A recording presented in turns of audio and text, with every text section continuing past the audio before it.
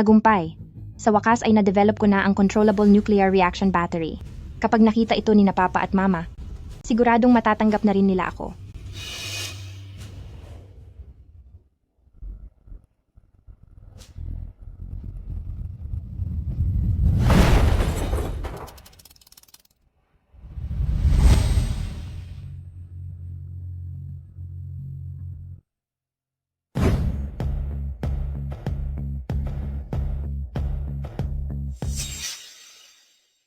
Pa. Ma. Kuya. Tulungan niyo po ako. Papa, Mama. Ninakaw po ni ate kagabi ang pinaghirapan kong i-research na Controllable Nuclear Reaction Battery. Nagmamadali po akong habulin siya gamit ang sasakyan, kaya hindi ko po sinasadyang masanggi siya. Sinasabi ko na nga ba, ang walang hiyang ito, mula nang makuha siya ay hilig na niyang magnakaw. Maging ang mga exam mo noong high school ay kailangang ninanakaw niya para kopyahin. Ang magnanakaw na ito, dapat ay hindi na namin siya hinanap noon. Ting-ting, pumasok na tayo. Hayaan na natin si Cheng Xiaoqing na bahala na ang tadhana sa kanya rito. Tara na. Hindi po ako magnanakaw.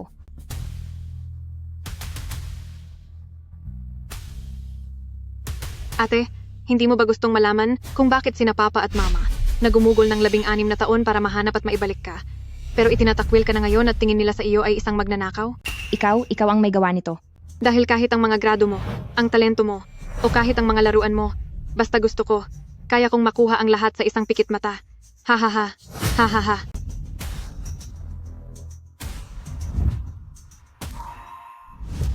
Paano itong nangyari?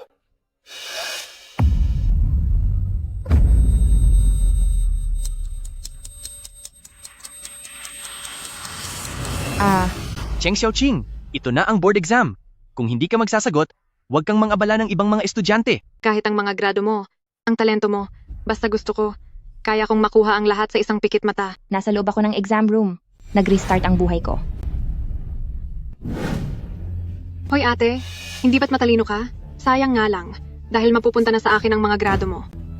Estudyante Tingting, Ipapasa mo na ba ang papel mo? Ha? Gusto ni Cheng Tingting na palitan ang exam paper ko. Noong nakaraang buhay ko, sigurado akong tama lahat ng sagot ko. Pero noong lumabas ang resulta, si Cheng Tingting ang naging top-notcher, habang ang grade ko ay pang-average lang. Ngayong nabigyan ako ng pangalawang pagkakataon, hindi ko pa rin ba mababago ang tadhana ko? Congratulations host, na-activate na ang anti-exchange system. Maaari nang makita ng maaga ng host ang mga balak na kawin ng kalaban at pigilan ito. System. Cheng Xiaoqing, ano bang kabaliwan itong ginagawa mo? Kung hindi ka kukuha ng pagsusulit, lumabas ka na. Huwag kang mang-abala rito sa magiging top-notcher na si Cheng Tingting at sa grado niya. Mukhang ako lang ang nakakakita sa system. Naalala ko sa nakaraan kong buhay, pagkatapos ipagpalit ni Cheng Tingting ang aming test paper. Sa vocational school lang ako nakapasok at naging kahihiyan ako para kay pamilya Cheng dahil dito ay pinagtatawanan ako ng lahat. Hayaan mo na ang mababang grado. Pero bakit kailangan mo pang magsinungaling? Sinasabi mo pang ninakaw ni Tingting ang test paper mo. Tingin ko ay hindi mo lang nakopya ang papel niya, kaya ka nagagalit ng ganyan. Pa, totoo ang sinasabi ko. Tama lahat ng sinagot ko. At talagang nagawa mo pang magsinungaling.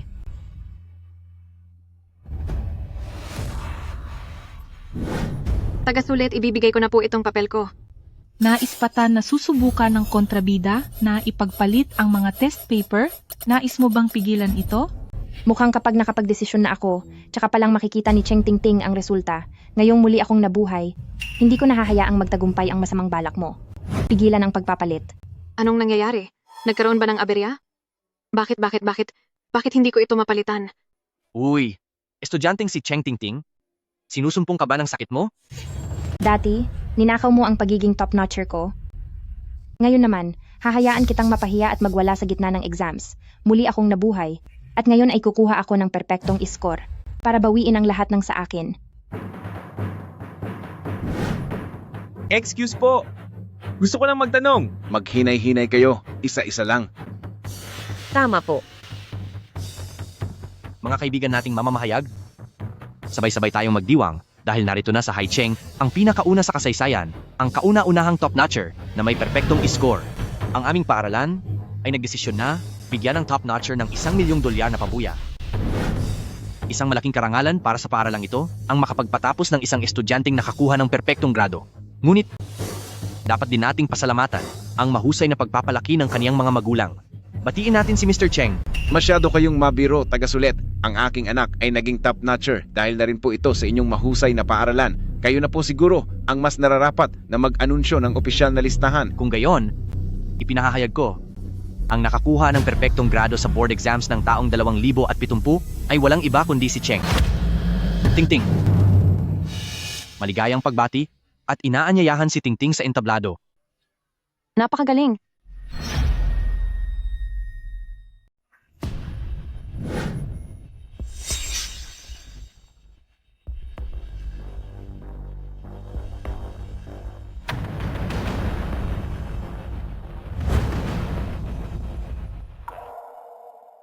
Paano nangyari yun? Nagpapasalamat ako sa eskwelahan para sa $1,000,000 na checking ito. Bilang kauna-unahang top-notcher na nakakuha ng perfect score sa lungsod na ito, nais kong magpasalamat sa aking pamilya, lalo na sa aking kapatid. Cheng Xiaoqing, kung wala ka, hindi ko makukuha ang pagiging top-notcher na ito. Hindi pwede, hindi pwede. Itong pagpapalit ng mga papel sa exam, kapag ito ay nalaman, paniguradong tapos na ako. Cheng Tingting, hindi ba't henyo ka? Bakit mo gustong makipagpalit ng papel sa mahinang estudyanteng si Cheng Xiaoqing? Sa totoo lang, nung sumama ang pakiramdam ko kanina, sinamantala ng ate ko ang gulo para palit ang mga papel. Natatakot ako na kung ibubunyag ko ang pandaraya niya doon, baka kung ano ang gawin niya sa sarili niya. O baka hindi niya makayanan ang mga sasabihin ng ibang tao, tuluyan siyang mawala. Kaya kailangan ko itong palihim na ibalik. Tulungan niyo na po ako. Bibigyan ko po kayo ng karagdagang $2,000,000. Kahit pa mawalan kayo ng trabaho bilang examiner, hindi niyo na kailangang mag-alala sa kakainin niyo. Ituturing kayong espesyal na panauhin sa aming pamilya Cheng. Ito ay... Sige na nga, Kahit na nagkaaberya minsan ang sistema at hindi ko kaagad napalitan ang mga papel, pero Cheng Xiaoqing, ano naman kung ikaw ang tunay na anak? Ang iyong talino, ang iyong pagiging top-notcher, at ang mga magulang mo, akin na ang lahat. Paanong naging top-notcher ka? Ang taong nakasagot ng tama sa lahat ng tanong ay walang iba kundi ako. At isa pa, noon pa man ay napigilan ko na ang balak mong pagpalit ng mga papel. Cheng Xiaoqing? Anong kalokohan ba itong sinasabi mo? Tinignan mo ba ang nakuha mong marka? Nasagot ko ang lahat ng tama. Bakit ko pa kailangang tignan? 9 na puntos lang ang nakuha mo? Napakabobo mo talaga. Dahil ba nangungopya ka lang dati kay Tingting at nakakuha ka ng mataas na marka, ay akala mo henyo ka na talaga? Totoong nakakuha ako ng perpektong marka. Ang tunay na walang alam ay siya.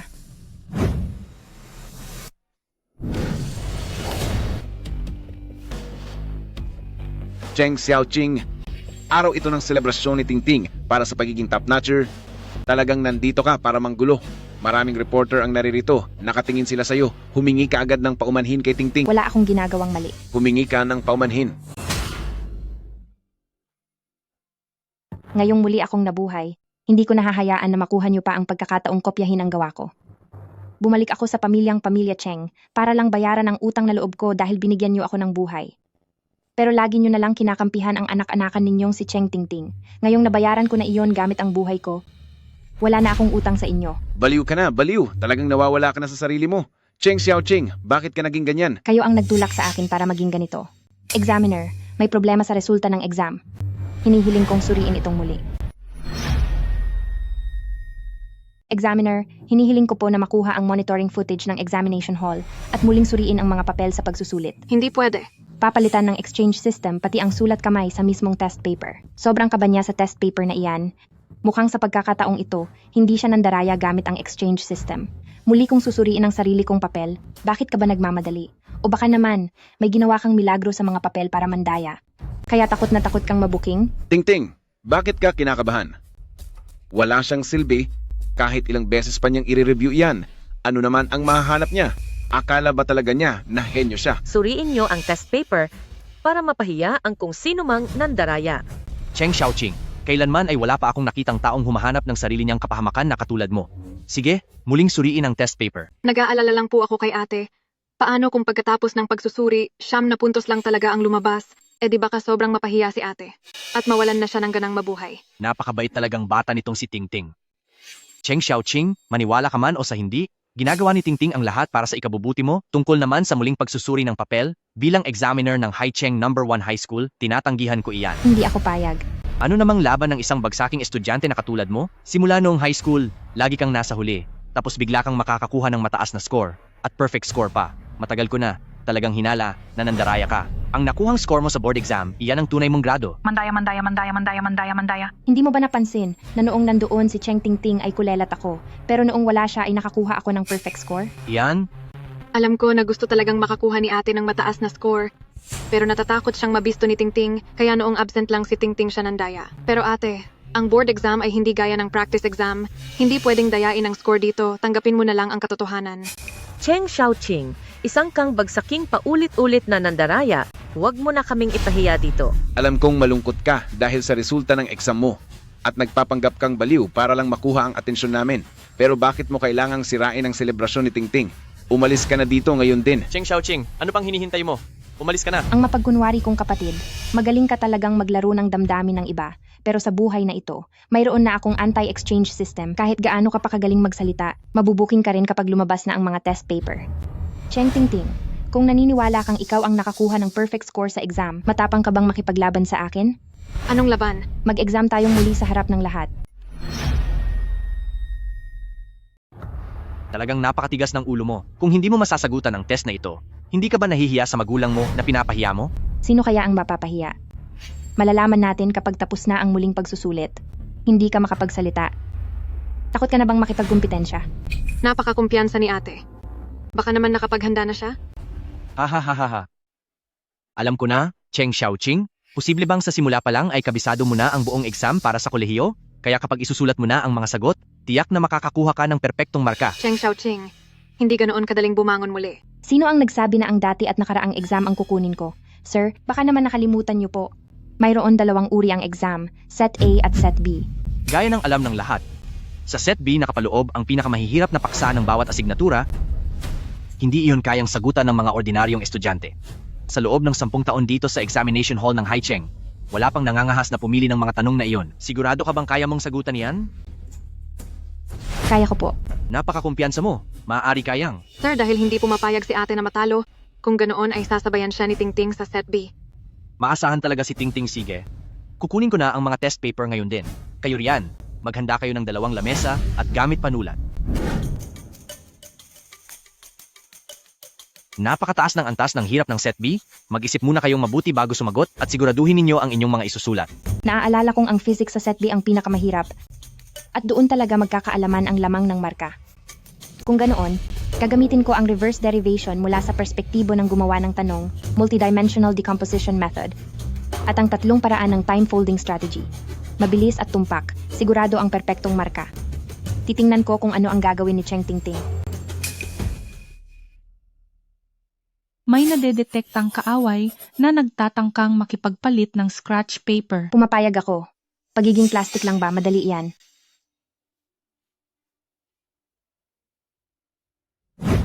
Sir, ang naisip ko pong paraan ay... Sir, bagamat mahirap ang Set B, kailangan ko lang gamitin ang reverse derivation ng gumawa ng tanong, multidimensional decomposition, at ang 3 paraan ng time folding strategy. Sa ganitong paraan ay masasagutan ko pa rin ito. Bakit ninakaw niya ang sasabihin ko? Naku, hindi ko sinasadyang maipakita kung paano sagutan ang pagsusulit na ito. Cheng Tingting, mayroon ka bang sasabihin? Bakit nanakaw na naman niya ang mga linya ko? Wala akong ideya. Kung paano sagutan ito, ni hindi ko nga maintindihan ang test paper na ito. Bakit tinatanong ni ate ang pananaw ko? Balak ba niya akong kopyahin? Cheng Tingting, estudyante, hindi ba ikaw ang nangunguna sa pagsusulit na ito? Kahit itong estudyanteng hindi nag-aaral ay ibinahagi na ang kaniyang paraan. Bakit ikaw ay... Ganoon lang naman ang paraan sa pagsusulit na ito. Mukhang ayaw makipag-usap ni Tingting sa akin. Siguro ay hindi siya nagtitiwala sa akin bilang ate. Naniniwala ako na si Tingting mismo ang sasagot sa test B at makakakuha ng perpektong marka. Cheng Tingting, tama ba ako? Cheng Tingting, hindi ba gusto mo ng palitan? Pumayag ka sa palitan, bakit hindi ka na masaya? Bakit ko naman itatago ang kaalaman ko kay ate? Kaya lang, ang mga dating marka ni ate ay palaging pinakamababa, kaya nang bigla siyang magpakita ng ganoong talino at galing, nagulat lang ako. Tama ang sabi ni Cheng Tingting. Kailan pa si Cheng Xiaoqing naging ganyan katalino? Baka naman sa internet lang niya natutunan ang mga linyang sinasabi niya. Umaarte lang ba siya? Sinasabi ko na nga ba na may kakaiba? Muntik na akong maloko ng tamad na estudyanteng ito. May mga tao talaga na magaling lang magsalita. Hihintayin ko na lang siyang mapahiya. Tama, hinihintay ko rin siyang mapahiya. Sino nga ba talaga ang henyo rito? Pagkatapos, sagutan ang test paper na ito, malalaman na natin ang totoo. Paano nasabi ni Cheng Xiaoqing ang paraan sa pagsagot? Alam ba niya na pinalitan ko ang scratch paper? Imposible. Kung alam niya ang tungkol sa system ko, bakit ang kalmado pa rin niya? Malamang nagkataon lang iyon kanina. Ano naman kung henyo siya? Cheng Xiaoqing, maghintay ka lang. Mapapasakin din ang test paper mo sa huli. Gusto mo na naman bang palitan ang test paper ko? Paano ko kaya siya parurusahan? Natapos na ang 2 beses na paggamit ng sistema. Bukas na ang bagong feature. Maaari nang baguhin ng host ang mga item na ipapalit. Hindi ko akalaing mag-upgrade pa ang sistema at dahil dyan ay mababago ko na ang item na ipapalit. Pero ano ang ipapalit ko? Dahil hindi ko alam kung ano ang ipapalit, ipalit na lang natin ang tungkol kay Cheng Tingting sa pinakanakakagulat na sikreto. Examiner, ipapasa ko na po ang papel ko. Nakakainis. Bakit ang bilis niyang matapos? Wala pa akong nasusulat kahit isang salita. Bahala na, ipagpalit na muna. Si Cheng Xiaoqing pala ito. Sigurado ka bang blanco ang ipapasa mong papel? Ipapasa ko na rin ang sa akin. Nais bang malaman ng host kung ano ang ipapalit sa dating item? Huwag ka nang magtanong, baka matakot ka lang. Sigurado na ba kayong ipapasa na ang mga ito? Hindi nyo na ba i-check muli?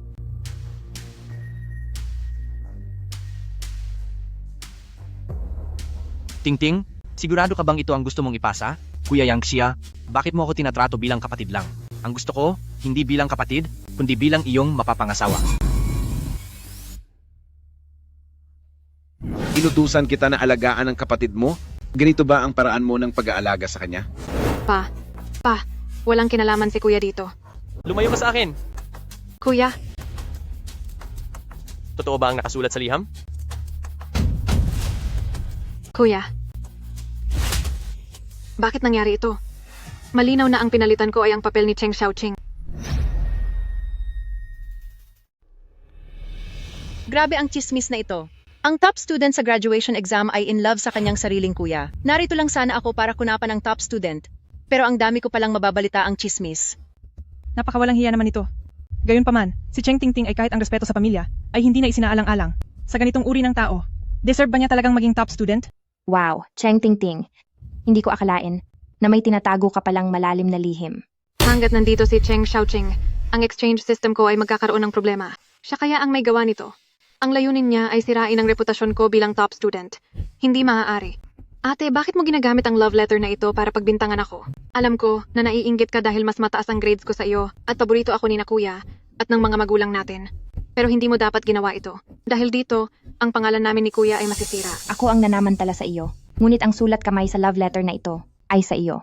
Hindi ba madali lang gayahin ang sulat kamay? Sa tingin ko, ikaw ang may gawa ng lahat ng ito. Kukuha kayo ng retake exam ngayong araw at hindi ako naniniwalang magiging hangal si Tingting para ipagpalit ang exam paper sa isang love letter. Cheng Xiaoqing, bakit ka? Napakasama.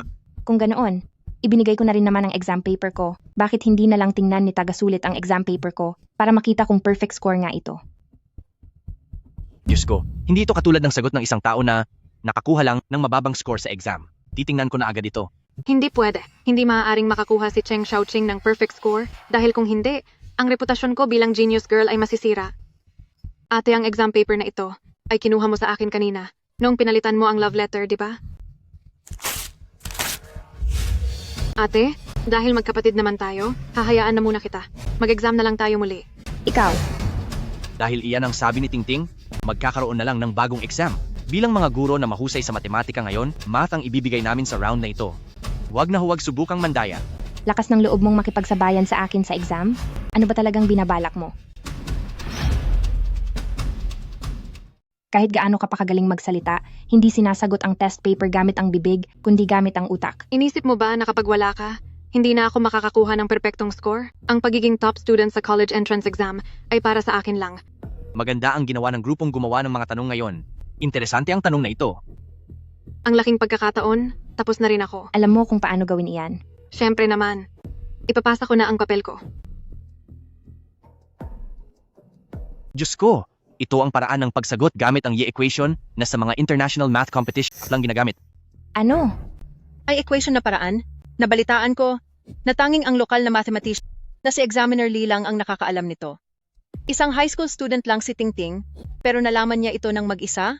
Ate, anong paraan ang ginamit mo? Huwag mong sabihin tulad ng sa akin, ay equation din yan? Imposible. Paano mangyayari iyon? Kung wala ako kahit ang test paper ay hindi mo maiintindihan, kaya paanong magiging pareho tayo na gumamit ng equation? Ano ba talagang nangyayari? Ate, oras na para ipasa ang papel. Ipakita mo sa lahat kung sino ang tunay na henyong babae.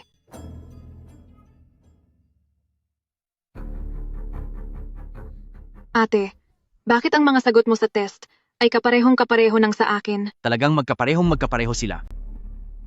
Hindi lang pareho, lahat pa ng sagot ay tama. Paano ngang mangyayari na mayroong dalawang perpektong test paper? Oo nga, pero si Cheng Xiaoqing ay laging mababa ang grado. Kahit sa entrance exam ay 70 puntos lang ang nakuha niya. Kaya paanong magiging tama ang lahat? Cheng Xiaoqing. Dahil sa testimonya ng mga magulang mo at pati na rin sa pinakita mo nung entrance exam, kailangan kong pagdudahan ng iyong test paper na set B ay may pandaraya. Hindi ako nangopya. At nagsisinungaling ka pa. Siguradong kinopya mo lang iyan kay Tingting. Hindi ako ang mahina sa klase, siya iyon. Cheng Xiaoqing, tingin ko ay may problema ka sa isip. Sumama ka na sa bahay. Huwag ka nang magpakitang gilas pa rito. Pero, natatakot si Tingting kapag kasama siya sa bahay. Ma, ayos lang. May alam akong ospital para sa may sakit sa isip. Mas mabuting doon muna si Cheng Xiaoqing tumuloy ng pansamantala. Sir, pwede kong sagutan ang mga tanong sa harap ng blackboard para mapatunayang wala akong kasalanan. Hindi pwede. Hindi ko pwedeng hayaan na masagot niya ang problema sa pisara. Maraming mga reporter dito ngayon. Ang pagiging henyo ko na persona ay masisira lang. Ate, kodigo mo ba ito? Alam kong hindi mo matanggap ang katotohanang nakakuha ka lang ng mababang marka sa entrance exam, pero hindi ka naman dapat mandaya. Paano na lang haharap ang mga magulang natin sa Haicheng nito? Diyos ko, si Cheng Xiaoqing na magnanakaw ng gawa, sobrang walang hiya. Ako si Pamilya Cheng sa Haicheng ay mula sa isang kagalang-galang na pamilya. Hindi ko inakala na makakapagpalaki pala ako ng ganyang walang hiyang tao. Sir, mga reporter, pasensya na po talaga. Isasama na po namin paalis si Cheng Xiaoqing. Nakakahiya kang bata ka. Sumama ka sa akin. Hindi naman napalitan ang papel ko. Paano siya nakakuha ng perpektong score? Nagka-error ba ang system? Ang system na ito ay hindi nagkakamali. Hindi pinalitan ng kalaban ang papel mo dahil humiwalay na siya sa iyo. Pero hindi ibig sabihin nun ay hindi siya nakipag-ugnayan sa ibang tao. Kaya pala nung exam, nakatingin lang si Cheng Tingting sa examiner. Kaya pala marunong siyang gumamit ng e-equation. Kinokopya niya pala ang iniisip ng examiner. Ate, huwag kang mag-alala sa pag-alis mo. Aalagaan ko ng mabuti ang pamilya natin para sa iyo.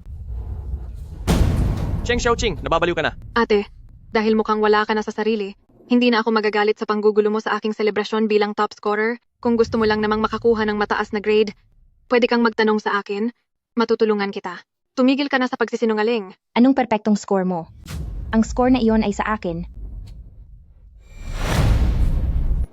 Sir, narinig niyo na po ba ang tungkol sa Hodge conjecture? Siyempre naman, ang Hodge conjecture ay ang pinakamahirap na problemang pangmatematika ng siglong ito. Sa nakalipas na 50 taon, napakaraming henyo ang sumubok pero walang sino man ang nakasagot nito. Kahit ako ay naglaan din ng 10 taon ng buhay ko pero hindi ko pa rin ito malutas. So hindi niyo po pala kaya? Kung ganoon ay mabuti. Dahil kaya ko po. Ate, sabi mong hindi mo alam. Ang galing naman. Ano ang ibig mong sabihin? Pinagtatawanan mo ba si Examiner Lee? Huwag mo na siyang pansinin. Siya ay isang taong walang alam sa mundo. Hindi niya talaga nauunawaan kung gaano kahalaga ang Hodge conjecture. Kung alam lang niya na ang Hodge conjecture, kapag napatunayan na, ay magiging malaking tulong sa pananaliksik ni Daxia, talagang mapapaaga tayo ng 10 taon. Paano namang hindi ko malalaman? Sa dati kong buhay, ako ang nakasagot sa conjecture na iyon. Dahil napakahalaga pala ng problemang ito. Kapag nasagutan ko ba ang conjecture na ito, mapapatunayan ko na ang aking kawalang sala. Ha. Ikaw, masasagutan mo ang Hodge conjecture? Mangyayari lang iyon kapag pumuti na ang uwak. Inaatake ka na ba ng sakit mo sa utak? Nananaginip ka pa rin bang isa kang henyo? Manahimik kayong lahat. Cheng Tingting, sabihin mo sa akin kung lalaban ka o hindi. Kahit gaano pa katalino si Cheng Xiaoqing, isa lang siyang high school student. Paano niya masasagot ang pandaigdigang problemang hindi man lang malutas ni Examiner Lee? Bakit hindi ka makapagsalita? Kung hindi mo kaya, aminin mo nang ikaw ay isang magnanakaw ng gawa at masamang hangal. Ikaw ang hangal. Hindi nakapag-aral ng mataas si ate. Kaya baka hindi niya alam na ang utak ng tao ay may hangganan din. Sige, lalaban ako sa iyo. Pero pwede ba kaming mag-break muna? Pwedeng-pwede. Pero kailangan mo pa ring sagutan ang mga tanong. Lakas ng loob mong hamunin ako. Humanda ka sa akin. Ate, bakit mo ako pinatid? Ako pa ang pinatid ka? Bakit parang napakabait niya yata? Tulungan mo akong tumayo.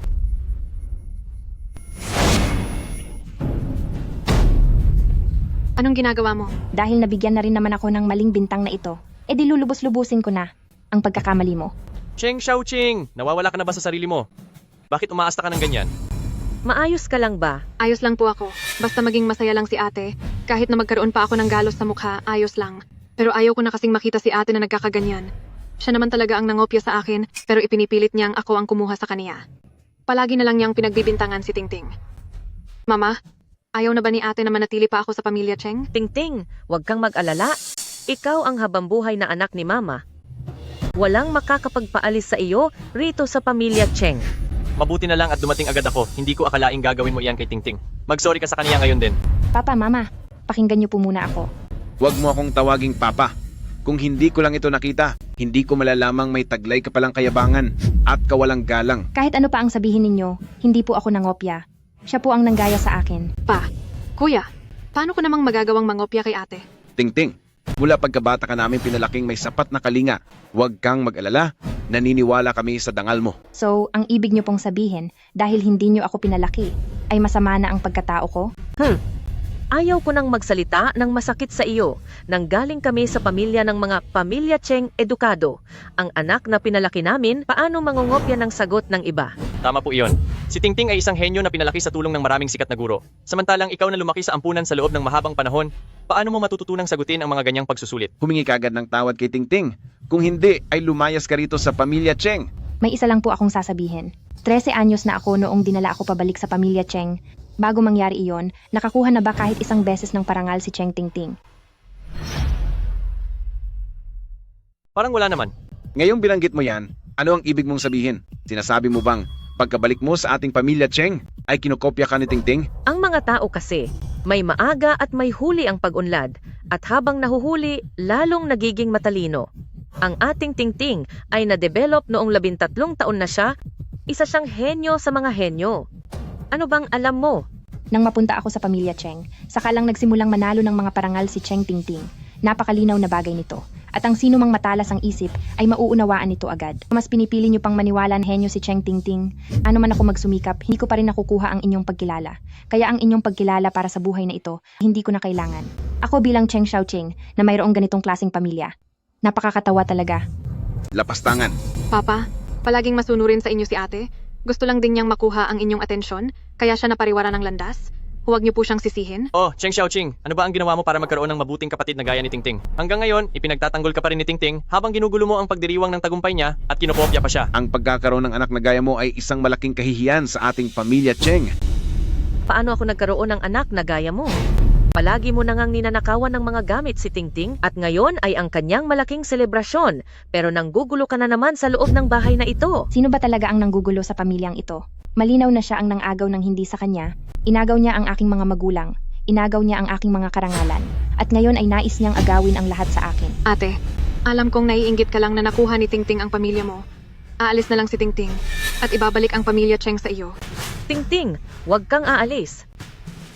Ma, pagkaalis po ni Tingting, pakialagaan niyo po ang sarili niyo. Pero wala namang ibang pamilya si Tingting.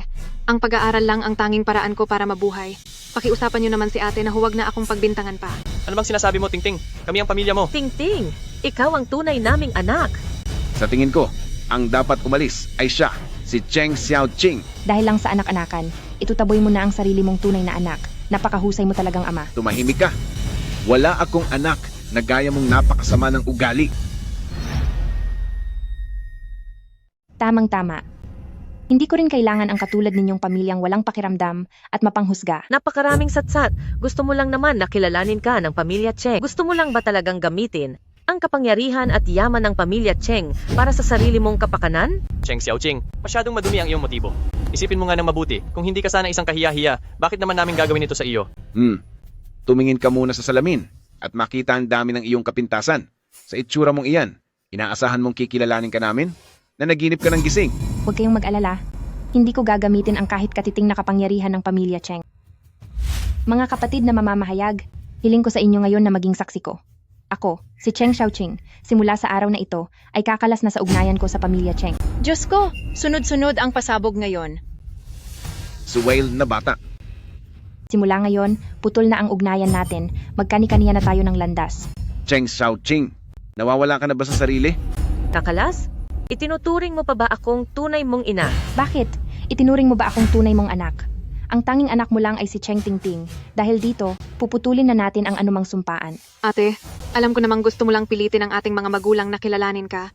Pero ang ginagawa mong ito ay lubhang nakakasakit sa kanila. Cheng Xiaoqing, hindi ko inakalang sa batang edad mo ay ganito ka nakasama. Ang dahilan kung bakit hindi ka namin kinilala ay dahil gusto naming magbago ka kapag naging maayos na ang ugali mo, tsaka lang tayo magdadaos ng marangyang pagdiriwang. Para saan pa ang pagdiriwang? Sasama ng loob na iyan? Gusto mo pa bang kilalanin ka namin? Cheng Xiaoqing, asa ka pa? Nangopya, nagnakaw, at nagsinungaling. Hanggat hindi mo inaalis ang masasamang ugaling iyan, huwag kang aasa. Nakikilalanin ka ng pamilya Cheng kahit isang letra. Mabuti naman, wala rin akong planong makaugnayan kayo. Inaabangan ko na ang pag-alis ko.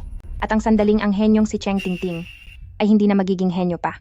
Kahit na naghiwalay na kami ng landas, dahil matalino naman si Cheng Xiaoqing, paano kung mahigitan niya pa ako sa mga susunod na panahon? Kumirma na po tayo. Ate, huwag kang magtanim ng galit sa ating magulang at kuya. Kay Tingting mo isisi ito. Natakot lang silang baka si Tingting ay hindi ka matanggap agad, kaya hindi ka nila nagawang kilalanin sa lalong madaling panahon. Ate, huwag ka na sanang magsalita. Susubukan kong makiusap kina papa at mama para sa iyo. Siguradong hahayaan ka nilang bumalik sa bahay. Nagpapanggap ka pa na mabait. Bilang tunay na anak na babalik sa bahay, kailangan ko pa ba ng pakiusap ng isang ampon na gaya mo? Masyado ka nang sumusobra. Laging gumagawa ng paraan si Tingting para pagbigyan ka, pero inaabuso mo lang ang kabaitan niya. At lagi mo siyang pinapahiya. Ma, dala lang iyon ng galit ni ate. Mahalaga pa rin sa kanya ang pamilya Cheng Xiaoqing kapag lumabas na ang balitang ito sa unang pahina at tuluyan nang nasira ang dangal mo. Kahit sa pamilya Cheng o sa mundo ng akademya, ay wala ka nang mapupuntahan. Sa kabila ng lahat, ipinagtatanggol ka pa rin ni Tingting Cheng Xiaoqing. Kung gusto mo pang bumalik sa pamilya Cheng, humingi ka agad ng tawad sa akin. Hihingi ng tawad? Kung nag-aral ka lang sanang mabuti para sa college entrance exam at nakapasok sa magandang universidad, kahit na hindi maganda ang ugali mo, ipagdiriwang pa rin sana namin ang tagumpay mo at formal na ipakikilala ang pagkakakilanlan mo sa senyorita. Sayang lang, Cheng Xiaoqing, napakasama mo. Ma, huwag ka na pong magalit at baka sumama ang pakiramdam niyo. Ang nanggulo si ate sa piging. At pangungopya sa mga sagot ko ay gusto lang naman niyang linisin ang pangalan niya para mapasaya kayo at maging proud kayo sa kanya. Ang pinakamahalaga sa isang tao ay hindi lang ang talino, kundi pati ang pagkatao. Sayang, at wala ka ng kahit isa rito. Cheng Xiaoqing, kami sa pamilya Cheng ay hinding-hindi papayag na ang isang mandaraya na ginagamit lang ang impluensya ng pamilya Cheng ay patuloy na manloko ng ibang tao. Tumigil na kayo? Baka maapektuhan lang ang mood ni Tingting. Tingting, kailangan mong magningning balang araw. Sa larangan ng akademya. Pagkatapos ng exam, bibilhan kita ng sasakyan. Tingting, hindi ba gusto mo ng Chanel? Si kuya ang bibili para sa iyo. Ito ang pamilya ko. Ang aking tatay, nanay, at si kuya. Alam ko na, ang walang hiyang ito, hilig na talagang magnakaw simula nang bumalik siya. Kahit ang mga exam paper mo noong high school, ninanakaw niya para lang mangopya. Ang dami mo pang sinasabi. Gusto mo lang naman nakilalanin ka ng pamilya Cheng. Gusto mo lang ba talagang gamitin ang kapangyarihan at yaman ng pamilya Cheng para suportahan ang sarili mo? May alam akong ospital para sa mga may sakit sa isip. Kung gusto nyo, doon muna natin patirahin si Cheng Xiaoqing ng ilang sandali. Sa buhay na ito, iiwanan ko na kayong lahat. Hinding-hindi ko nahahayaang saktan pa ako ng kahit na sino.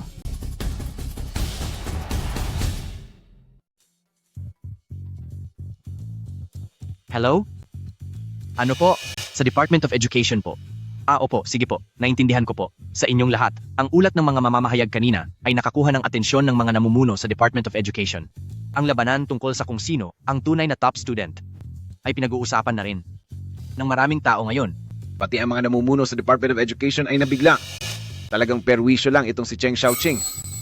Ngayon, hindi pa natin alam kung paano pararangalan ng Department of Education ang ating full score top student. Malay natin, maaari pa ngang ma-recommend si Tingting sa scholarship. Totoo po yan. Nagbigay ang Department of Education ng utos sa 10 nangungunang universidad. Kung sino man ang tunay na top student, ay maaaring mamili sa mga research institutes ng 10 universidad na ito. Bukod pa rito, magbibigay rin ang gobyerno ng gantimpala na 10 milyong dolyar para sa research funds. Paano nga ba mapapatunayan ang pagiging henyo Sa loob ng folder na ito ay ang mga orihinal na tanong sa Hodge Conjecture na kadarating lang mula sa Department of Education. Mamaya po, aanyayahan natin silang dalawa na sumagot sa blackboard para maging patas ang lahat. Mga kagalang-galang na mamamahayag, kapag natapos na ang kalokohang ito, pakisuyo namang gumawa ng balita para ipagmalaki si Tingting para malaman ng lahat sa Daksha na si Tingting ay isang henyong bata. Huwag po kayong mag-alala, Mr. Cheng. Nakausap na po namin ang iba't ibang online platforms at nakahanda na rin ang mga isusulat namin. Hinihintay na lang naming sumagot si Miss Cheng. Kayo pong dalawa, mauna na po kayo.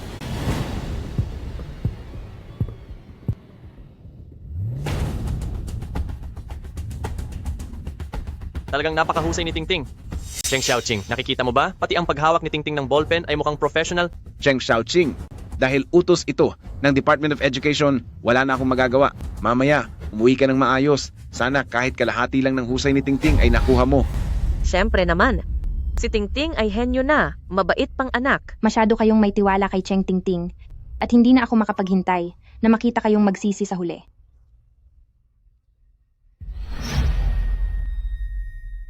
Kahit may anti-exchange system ako, siguradong si Cheng Tingting ay maaaring may iba pang binabalak. Hindi muna ako magsusulat, tingnan natin kung paano ka mangongopya. Wow, tingnan nyo. Dahil hindi siya nagsusulat, alam ko na ang mga sagot niya kanina ay kinopya lang kay Tingting.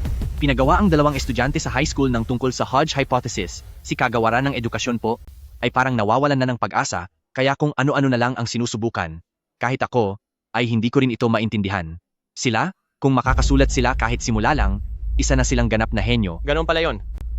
Pero Cheng Xiaoqing, ni hindi ka man lang makapagsulat, kaya huwag ka nang magpakitang gilas pa rito. Huwag mo nang isipin ang mga malalaking salitang sinabi mo kanina. Dahil ngayon, paniguradong kinakabahan ka na. Pero sa tingin ko, ang mukhang kinakabahan talaga ay si Cheng Tingting. Samantalang si Cheng Xiaoqing ay kalmado lang. Buisit, ang examiner Lee na ito, hindi ba mahusay siya sa math? Bakit pati itong Hodge ay hindi niya alam? Naisahan ako ni Cheng Xiaoqing. Ang reputasyon ko bilang henyo ay masisira na ngayon. Si Tingting po ay isang henyo sa mga henyo. Ang hypothesis na ito, siguradong kayang isulat ni Tingting.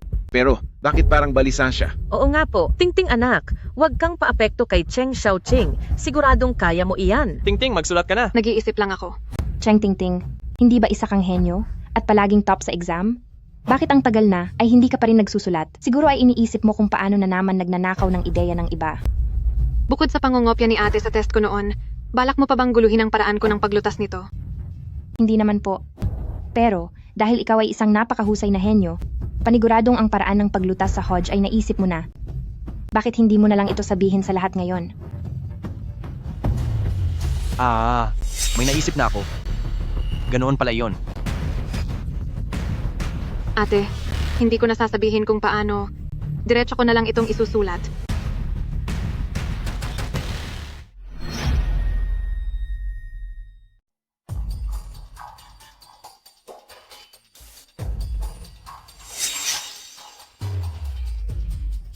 Napakagaling. Tapos na ako. Grabe, napakahusay talaga. Itong Hodge Conjecture, ang pinakamalaking hamon ng siglong ito. Ilang taon ko itong pinag-isipan, at nito ko lang naisip kung paano ito sisimulan. Tingting, nagawa mong isulat ang panimula nito ng mabilisan at kompleto. Tingting, tunay kang henyo sa mga henyo. Ganyan talaga ang anak naming mga pamilya, Cheng. Sa tingin ko, balang araw lahat ng malalaking training center sa Haicheng ay hihingi na ng tulong sa ating si Tingting. Sigurado iyan. Lahat ng mga kumpanya sa Haicheng ay lalapit sa iyo para gawin kang modelo. Balita ko ay ang pinaka-eksperto sa mundo ng matematika na si Gulong Su ay naghahanap ng tuturuan ngayon. Pupuntahan natin siya ng personal para ipakilala sa kaniya si Tingting. Tama ka riyan. Ang ating si Tingting ay isang henyo. Hindi lang dapat siya dito sa Haicheng manatili. Iminumungkahi ko na, gumawa tayo ng documentary para kay Tingting para makilala siya ng buong bansa. Sige. Pag uwi ko ay maglalabas agad ako ng pondo. Ate, hindi ba ikaw ang nagsabi na magpaligsahan tayo sa Hodge Conjecture? Bakit hindi ka pa rin nagsusulat? Kanina pa tayo dito, sigurado akong may naiisip na si ate. O baka naman pati yung tanong ay hindi mo maintindihan? Gamit ang automorphic representation theory sa Shimura variety, napatunayan ko na ang low-degree Hodge conjecture. Nagbigay na rin ito ng paraan para sa high-dimensional case. Ate, may naisip ka ba? Sige, sabihin mo sa aming lahat para mamangharin kami sa iyo. Cheng Xiaoqing, Nagpapanggap ka lang, ginagamit mo ang Hodge conjecture para sirain lang ang pangalan ko bilang isang henyo. Pero ngayong araw, ang taong ganap na mapapahiya ay ikaw. Ikaw. Pwede na.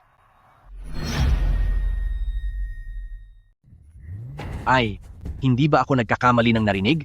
Ang isang estudyanteng bumagsak sa pagsusulit ay magsasabing hindi ako masama?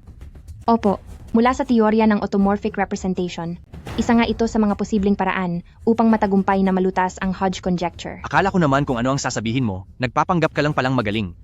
Cheng Xiaoqing, kung talagang may ideya ka, isulat mo iyan ngayon sa pisara. Sir, wag niyo na po siyang sisihin. Iniwasan lang ni ate ang tanong. Siguro ay natatakot siyang mapahiya kapag hindi siya nakasagot. Tama. Cheng Xiaoqing, ni hindi mo siguro naiintindihan ang tanong, di ba? Ma, kahit pa may isulat siya, siguradong pinagtagpi-tagpi lang iyan na basura. Tingnan man natin, sayang lang sa oras. Cheng Xiaoqing, ngayon, ito na ang araw ng pagbagsak mo. Cheng Tingting, masyadong nagmamadali ka na bang mapahamak? Ate, sige, isulat mo na. Huwag kang matakot. Naniniwala akong kaya mo iyang isulat. Ang isang bobong estudyanteng gaya niya ay nagtatangkapang hamunin ang Hodge conjecture sa harap ng lahat. Napakawalang hiya talaga. Hahayaan ba natin siya rito para ipahiya ang buong Haicheng? Umalis ka rito. Umalis ka rito. Layas. Layas. Umalis ka. Umalis ka rito. Dahil si ate mismo ang nagpresenta na lutasin ang Hodge conjecture, siguradong may tiwala siya sa sarili. Bigyan pa natin si ate ng kaunting oras. Siguradong malulutas niya iyan. Tingting, hindi yun pagtitiwala sa sarili, kundi kamangmangan. Napakamabait mo pa rin, Tingting, dahil naniwala ka pang mayroon siyang solusyon. Tingin ko nga, kahit isang letra ay wala siyang maisusulat. Ang henyo ay walang iba kundi ang ating si Tingting. Tapusin na natin ang kaguluhang ito. Magdaraos ako ng isang bonggang selebrasyon para sa iyo upang ipagdiwang na nalutas mo ang Hodge conjecture. Impitahin natin ang lahat ng ating mga kaibigang mamamahayag doon. Iwanan na natin si Cheng Xiaoqing dito na parang walang saysay. Salamat po, Mama Papa. Ate, magsusulat ka pa ba? Kung hindi na, mauna na kami.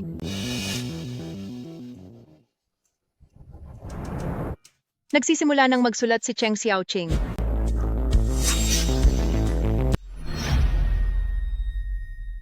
Nagsusulat na si Cheng Xiaoqing. Tingnan niyo ng mabilis.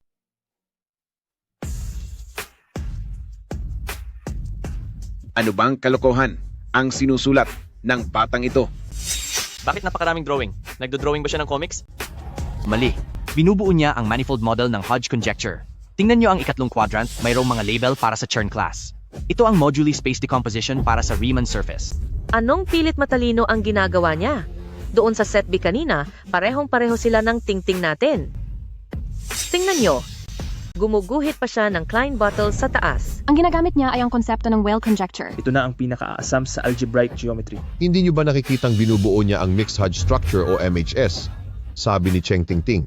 Nanggaya lang si Cheng Xiaoqing. Diyos ko po, napakagaling talaga ni Cheng Xiaoqing. Grabe. Kailangang nakaluhod ko itong kunan.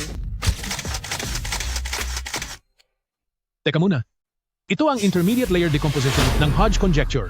Ito ang Professor Su ng Tsinghua Mathematics Research Institute. Narito rin pala siya. Maaari kayang si Cheng Xiaoqing ay talagang isang henyo? Imposible. Talagang imposible ito. Hindi maaari, hindi ko na siya pwedeng hayaang magsulat pa. System, magpalit kami ng isipan ni Guro Lee. Cheng Xiaoqing, hindi mo talaga sariling ideya ito. Bakit mo ginaya ang gawa ni Cheng Tingting? Ha? Pangungopya na naman? Pangungopya na naman. Bakit ganito? Bakit ganito? Nahuli na Nangopya na naman naman. ang Cheng. Mukhang guguluhin ng magkapatid na ito ang loob ng exam. Cheng Tingting, ginamit mo pa rin ang exchange system. Alam ko na, hindi mo hahayaang maagaw ko ang pagkilala sa iyo bilang henyo. Matagal ko nang naisip na isulat ito ng ganito. Ate, bakit kailangang makuha ang mga ideya ko? Estudyante Cheng Tingting, sinasabi mo bang una mo itong naisip? Gulong Su, noong nakaraang buhay, si Gulong Su ay tinrato ako na parang sariling anak. Hindi lang niya ako sinali sa kanyang laboratorio, lagi rin niya akong binibigyan ng panggastos kahit nagmamaang-maangan pa. Pero mukhang hindi pa kami magkakilala sa ngayon. Maloloko kaya si Professor ni Cheng Tingting? Cheng Tingting, sabi mo ito ay ideya mo, pero ang isinulat mo ay panimula lamang. Habang si Cheng Xiaoqing, sa harap ng maraming tao, ay natapos ang 2 sa 3 bahagi ng mag-isa, ito ang katotohanang nakita ng lahat. Ito talaga ang iniisip ko. Kung sino ang nag-aakusa, siya ang maglabas ng ebidensya? Hindi mo ba alam ang prinsipyong iyan? Nasaan ang ebidensya? Ako. Oo nga, Tingting. Mayroon ka bang ebidensya? Tingting, huwag kang mag-alala. Kung ang walang kwentang si Cheng Xiaoqing ang nanggaya sa iyo, sisiguruhin kong mabibigyan kita ng hustisya. Cheng Tingting, titingnan ko nga kung paano ka palulusot ngayon. Ma, at nakita mo akong pinag-aaralan ng hula na ito, di ba? Ako. Hindi nagsisinungaling si Tingting. Kapag sinabi niyang ginawa niya, siguradong ginawa niya iyon. Oo, tama. Sa bahay po, nakita ko si Tingting na ginagawa ang problemang ito. Siguradong si Cheng Xiaoqing ang nagnakaw ng ideya ni Tingting. Ikaw nga ang tunay na ina ni Cheng Tingting. Naniniwala ka sa kanya kahit ano pang sabihin niya, habang ako, kahit gaano pa kahusay ang gawin ko, ay hinding-hindi makukuha ang tiwala mo. Kahit na isa ka pang tunay na anak, anong mapapala mo? Sa pamilya Cheng, ako lang ang pinaniniwalaan ng mga tao. Mukhang kampante ka masyado. Ang ugaling iyan ay hindi gaya ng isang top student na nakakuha ng perfect score sa college entrance exam. Cheng Tingting, bukod sa testimonya ng pamilya mo, may iba ka pa bang ebidensyang maipapakita? Anong ibig ninyong sabihin? Kung hindi ako nagkakamali, ang babaeng ito ang iyong ina. Normal lang na magsinungaling ang isang ina para sa kanyang anak. At isa pa, At isa pang ano? bata, alam mo ba ang tungkol sa kalabiyaw, manifold? Pikachu? Ang Calabi-Yau manifold ay isang geometric model ng extra dimensions sa loob ng string theory. Kung mapapatunayan ang Hodge conjecture, maging ang string theory ay mapapatunayan na rin sa larangan ng matematika. Cheng Tingting, kung pati iyon ay hindi mo alam, mahihirapan akong maniwala na naiintindihan mo nga ang Hodge conjecture. Hindi ko akalain na ganito pala ang mangyayari. Ibig bang sabihin ay kinopya lang ito ni Cheng Tingting sa iba? Paano nangyari iyon? Paano nangyari iyon? Professor Su, huwag kang magpapadala sa panloloko ni Cheng Xiaoqing. Ako ang unang nakasagot sa Hodge conjecture. Paano ninyong nasabing hindi ko ito alam? Walang silbi ang salita lang. Magpakita ka ng ebidensya. Siyempre may ebidensya ako. Cheng Xiaoqing, 2 sa 3 bahagi lang ng Hodge conjecture ang nasagot niya. Kaya kong isulat ng buo ang huling bahagi para patunayang wala akong kasalanan. Cheng Xiaoqing, isang high school student ka lang, kahit gaano ka pa katalino. Malalampasan mo ba si Professor Su? Hindi mo pa alam na mayroon akong exchange system, di ba? Basta't nakakonekta ako kay Professor Su, siguradong ako ang mananalo. Gusto mo bang saktan ng aming lolo? Mukhang hindi pa sapat ang hirap na dinanas mo. Kahit papalitan ang nakatalagang tao sa maikling panahon, wala akong pakialam kung mawala man ang 10 taon ng buhay ko. Basta't nakatali na ako sa Professor Su, siguradong makakamit ko rin ang rurok ng tagumpay sa akademya at magiging bagong idolo sa larangan ng matematika. Ibigay mo na iyan sa akin. System, ikonekta mo ako sa Professor Su. Naglakas loob ka talagang saktan ang matanda ko? Ano kaya ang dapat kong gawin sa iyo? Pagbati sa host dahil sa pagkamit ng tagumpay laban sa kontrabida. Tumaas na ang antas ng iyong access, maaari mo nang palitan ang nakatalaga sa exchange system. Dahil sa pagtaas ng antas ng aking access, kaya ko na palang palitan ang taong nakatalaga sa Cheng Tingting, pero kanino ko ito ipapalit? Dahil hindi ko alam kung sino ang pipiliin ko, pipili na lang ako ng pinaka nakakahiyang tao.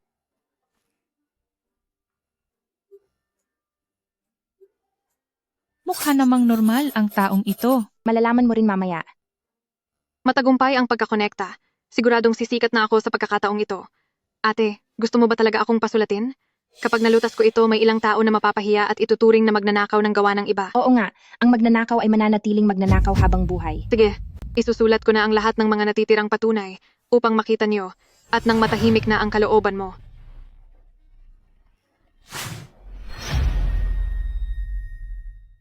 Basta't maging binding target ka ng aking exchange system, maging mga test papers, alahas, o kahit ano pang iniisip mo, basta't gusto ko itong ipagpalit, mapapasa akin ito. Professor Su, ibigay mo sa akin ang iyong paraan ng pagpapatunay sa pamamagitan ng exchange.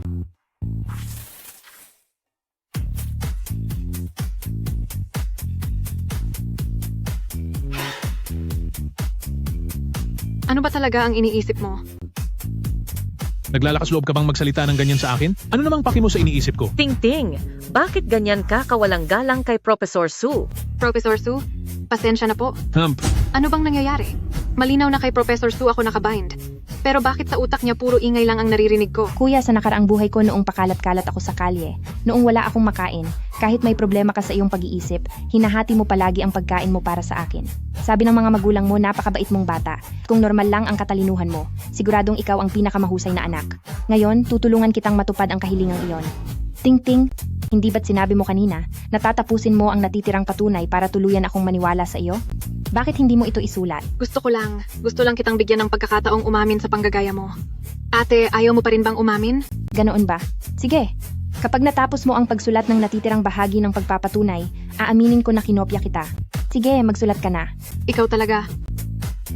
Para mapatunayan ang Hodge conjecture, kailangan lang nating sundin ang paraan ng pagpapatunay sa Weyl conjectures. Pagkatapos nito, ang susunod ay, kahit hindi ko alam kung bakit nagkagulo ang utak ni Professor Su kanina, basta't nasabi ko na ang unang bahagi ng patunay, Siguradong lalabas din sa utak ni Professor Su ang natitirang bahagi ng proseso. Ano na ang susunod? Hanggat sinusunod natin ang mga ideya sa patunay ni Whale Conjecture, pagkatapos ay sasakit ang tiyan ng bata, gusto na niyang madumi hanggang sa madumi na nga. At pagkatapos noon ay ang bata ay dudumi sa gitna ng kalsada. Ano ba ang iniisip mo? Anong dumi sa kalsada? Cheng Tingting, nasaan ang kagandahang asal mo? Bakit ganyan na lang ang tumatakbo sa isip mo? Cheng Tingting, sabi mo sasagutin mo ang tanong. Bilisan mo at gawin mo na. Huwag ka nang mag-aksaya ng oras. Dumi lang iyon sa kalsada. May mas masaya pang mangyayari mamaya. Masyadong kakatwa ito. 60 taong gulang na si Professor Su pero nanggugulo pa rin. Hindi ito ang tamang pagkakataon. Bakit hindi nag-iisip ng tama si Professor Su? Maaari kayang ang exchange system ko ay natuklasan na? Hindi maaari? Napakasikreto ng exchange system. Paano malalaman ng kahit na sino? Kanina ka pa, estudyanteng si Cheng Tingting. Itong natitirang isang bahagi ng patunay. Alam mo ba talaga ito? Tingting, nandito na tayo sa puntong ito.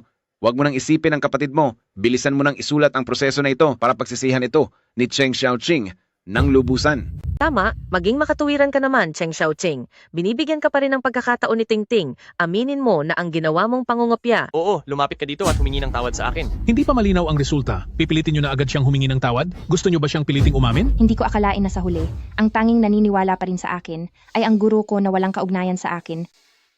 Habang ang pamilya ko ay naniniwala lamang kay Cheng Tingting. Huwag ka nang gumawa ng dahilan, Cheng Tingting. Aminin mo na isa ka lamang mapanlinlang na magnanakaw ng gawa ng iba. Cheng Tingting, mula nang bumalik ako sa pamilya Cheng, kinuha mo ang pamilya ko, inagaw ang pagkatao ko, at ngayon gusto mo pa akong hiyain sa harap ng lahat, at markahan bilang isang kahiyahiyang tao. Ano bang sinasabi mo? Kahit man lang sana nagpakita kayo ng kaunting pagmamalasakit, dapat alam nyo na, noong nasa ampunan pa ako, marami na akong napanalunang parangal, at laging matataas ang marka ko. Hindi ko kailanman kopyahin si Cheng Tingting, dahil siya ang nanggagaya sa akin. Siya ang nanggagaya sa akin? Kung ganoon, isulat mo ang natitirang bahagi. Hindi ba't sinabi mong kaya mo? Dali, isulat mo na. Sige na, magsulat ka na. Tingting, huwag ka nang maging masyadong mabait. Isulat mo na agad ang sagot para tuluyan ng mapahiya si Cheng Xiaoqing. Tama iyon, Tingting. Mula pagkabata ay sobrang aming pagpapalayaw sa iyo para magkaroon ka ng busilak na puso. Alam kong ayaw mong mawala ang kinabukasan ni Cheng Xiaoqing, pero sa pagkakataong ito, hindi ito ang oras para maging malambot ang puso mo. Hindi ako ang mawawalan ng kinabukasan, kundi siya. Cheng Xiaoqing, hindi ka ba talaga mananahimik? Binigyan ka na ng pagkakataon ni Tingting, ngunit hindi mo ito pinahalagahan, at patuloy ka pang nangaasar, ikaw na mismo ang humihiling ng sarili mong kapahamakan. Cheng Tingting, napakahusay mo talagang magpaikot ng isipan. Dahil ganoon, bilisan mo at kumpletuhin ang pagpapatunay sa sinusulat mo, para ang gaya kong mangungopya daw ay mawalan na ng pagkakataon. Kapag hindi mo na isulat yan, paniguradong ang pamilya mo ay sobrang mabibigo sa iyo. Estudyanteng si Cheng Tingting, ang pagpapatunay na ito ba talaga ay nagmula sa sarili mong pag-iisip? Ito po talaga ang naging takbo ng isip ko. Kung gayon, isulat mo na ang pangalawang bahagi. Bilis, magsulat ka na. Bilis. Ano pang hinihintay mo? Magsulat ka. Magsulat ka. Ako. Sa tagal na ng panahon, Huwag mong sabihing dahil matagal na ang nakalipas ay hindi mo na matandaan. Sus Mariosep. Sa hitsura na yan ni Tingting, nagsisinungaling kaya talaga siya? Grabe. Ang ekspresyon ni Tingting, hindi kaya nagsisinungaling talaga siya? ni isang salita ay walang masabi si Cheng Tingting. Isang malaking eskandalo ito. Nagsisinungaling nga kaya siya at pinagbibintangan lang si Cheng Xiaoqing. Matindi ito. Kaya palang sagutan ni Cheng Xiaoqing ang Hodge Conjecture. Ang makakuha ng perfect score sa exam ay parang laro-laro lang para sa kanya. Tingting, huwag ka nang maging malambot. Ipakita mo na sa lahat na si Cheng Xiaoqing ang tunay na magnanakaw ng gawa. Tama po, Tingting. Huwag mo nang bigyan ng pagkakataon si Cheng Xiaoqing. Isulat mo na agad ang patunay. Oo nga, isulat mo na. Ano pang hinihintay mo? Isulat mo na Isulat mo na dali, isulat. Estudyante Cheng Tingting, maglabas ka ng ebidensya. Tingting anak, pagkatapos kang ipitin ni Cheng Xiaoqing ng ganito, pinoprotektahan mo pa rin ba siya? Isulat mo na, dali. Sulat na. Bilisan mo. Isulat mo na. Anong hinihintay mo? Isulat mo na. Isulat mo na. Huwag ka nang Huwag magpanggap, ka nang bilisan mo. bilisan mo. Isulat mo na. Tingting, anong nangyayari sa iyo? Isulat mo na, dali, isulat mo na. Sa ating mga kaibigang reporter at sa mga nanonood dito, biglang nahimatay si Tingting. Kailangang itigil muna ang paligsahang ito. Magpapanggap kang himatayin. Bitiwan niyo siya. Ako na ang bahala rito. Biglang nahimatay si Tingting, pansamantala muna nating ititigil ang kompetisyon. Gusto mo bang magpanggap na himatayin? Bitawan niyo siya. Hayaan niyo ako.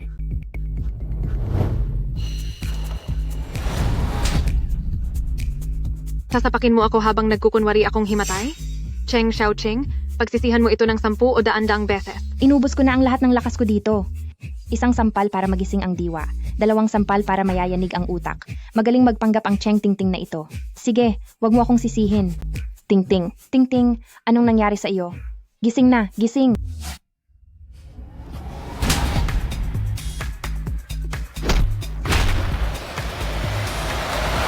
Sige na.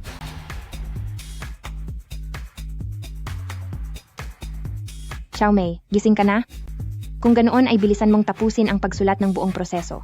Dahil kung hindi, iisipin ng lahat na nagnakaw ka lang ng gawa ng iba. Papa, Mama, hindi pa rin po maayos ang pakiramdam ni Tingting. Saan ba ang masakit sa iyo? Gusto mo bang gisingin kitang muli? Professor, hanggang ngayon ay hindi pa rin natatapos ni Cheng Tingting ang natitirang mga patunay. Hindi ba sapat na iyon na patunay na hindi ako nagnakaw ng gawa? Na ang Hodge conjecture ay ako mismo ang nakatuklas? Cheng Xiaoqing, bakit napaka-selfish mo? Nakahandusay na ang pamilya mo, pero inaatupag mo pa rin na patunayan na hindi ka bobo. Selfish? Pinagnakawan na ako ni Cheng Tingting, tapos ako pa ang pinalalabas na masama? Ang linisin ang pangalan ko ay itinuturing niyong pagiging makasarili? Lahat na lang ng gusto niyo ang dapat masunod. Tama na yan. Ang mga nangyari ngayong araw ay tapos na dito. Baka abutin pa ng 50 taon bago maresolba ang Hodge conjecture. Hindi ito isang bagay na basta-basta na isusulat. May bigla ang aksidente kay Cheng Tingting Hai. Kapag okay na siya, muling isusulat ang lahat. Kayo po, dahin muna siya sa ospital. Nahihilo pa ba si Tingting? Tingting anak, huwag kang matakot. Ngayon ay nagagawa mong tumakas sa pamamagitan ng pagkukunwaring may sakit, pero gagaling din ang sakit mo. Tingnan natin kung ano pa ang magagawa mo pagdating ng oras na iyon.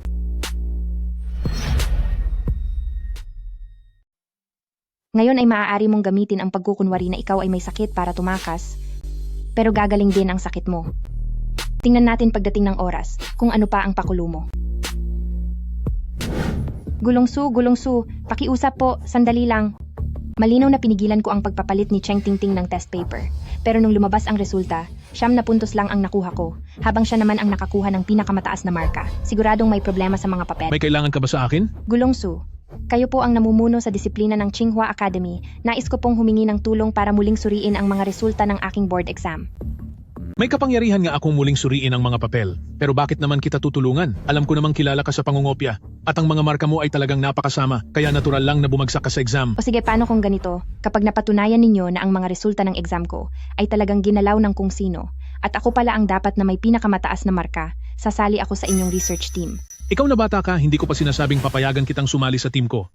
Tulad pa rin siya ng dati sa nakaraang buhay, matigas ang pananalita, pero malambot ang puso. Bakit parang sigurado ka na hindi masasagutan ni Cheng Tingting ang susunod na patunay? Gayong nauna siyang magkaroon ng ideya kaysa sa iyo. Hindi sa sigurado ako, kundi dahil si Cheng Tingting ay wala naman talagang sariling ideya. Ang lahat ng mayroon siya ngayon ay kinuha niya lang sa akin. Guro, wag kayong mag-alala, gusto ko lang maging karangalan ninyo. Magtiwala po kayo sa akin. Bakit kahit na ilang beses pa lang kaming nagkikita, ay nagagawa ko ng magtiwala sa kanya? Sige, muli kong susuriin ang iyong mga papel, pero kapag sa mga panahong ito ay nagawa ni Cheng Tingting ang Hodge conjecture at napatunayan na isa kang ang manloloko sa exams, dapat mong malaman na may kaukulang parusa ang paglinlang sa akin. Sige po. Sige po. Guro, ingatan ninyo po ang inyong kalusugan, naway magkaroon kayo ng mahabang buhay. Bakit parang masyadong madrama? Aalis na ako. Huwag na po kayong manigarilyo. Napaka-OA naman. Aalis na ako. Bawal ang manigarilyo. Sa nakaraang buhay, si Professor ang tanging tao na nagmahal sa akin. Pero noong sumali ako sa research team, agad siyang nagkaroon ng sakit sa baga. Pagkalipas ng 3 taon, iniwan na niya ako ng tuluyan. Sa buhay na ito, hindi ko nahahayaang maulit ang naging kapalaran niya noon. Anong sabi mo? Ang lakas ng loob mong magsalita sa akin ng ganyan? Hoy! Wala pa nga akong sinasabi. Umiiyak ka na agad? Nakita ko lang po kasi ang sigarilyo ni Professor. Bigla ko lang naisip ang isang mahal sa buhay na iginagalang ko po. Mahilig din po siyang manigarilyo. Araw-araw siyang naninigarilyo. Gabi-gabi. Kaya noong nakaraang 2 taon, wala na siya dahil sa sakit sa baga. Professor, pupwede po bang huwag na kayong manigarilyo? Teka. Professor, kamukhang-kamukha niyo po ang iginagalang kong kapamilya. Ayokong magkasakit din kayo sa baga. Hindi naman lahat ng naninigarilyo ay nagkakasakit sa baga. Yung kamag-anak mo ba, may history ba sila ng ganoong sakit? Wala po silang history ng sakit. Ang lolo ko at mga ninuno ko, wala namang sakit sa baga. Dahil lang sa hilig ng tatay ko sa paninigarilyo, kaya siya nagkasakit at nawala. Ha? Hindi ba't buhay pa ang tatay mo? Ninong ko po ang tinutukoy ko. Professor, Bawal na po kayong manigarilyo. Ayokong mangyari sa inyo ang nangyari sa ninong ko. Hay, malas naman! Sige na, hindi na ako hihit-hit. Aalis na ako. Ikalawang hakbang ng muling pagkasilang. Iligtas ang mahal sa buhay na nawala noon tagumpay.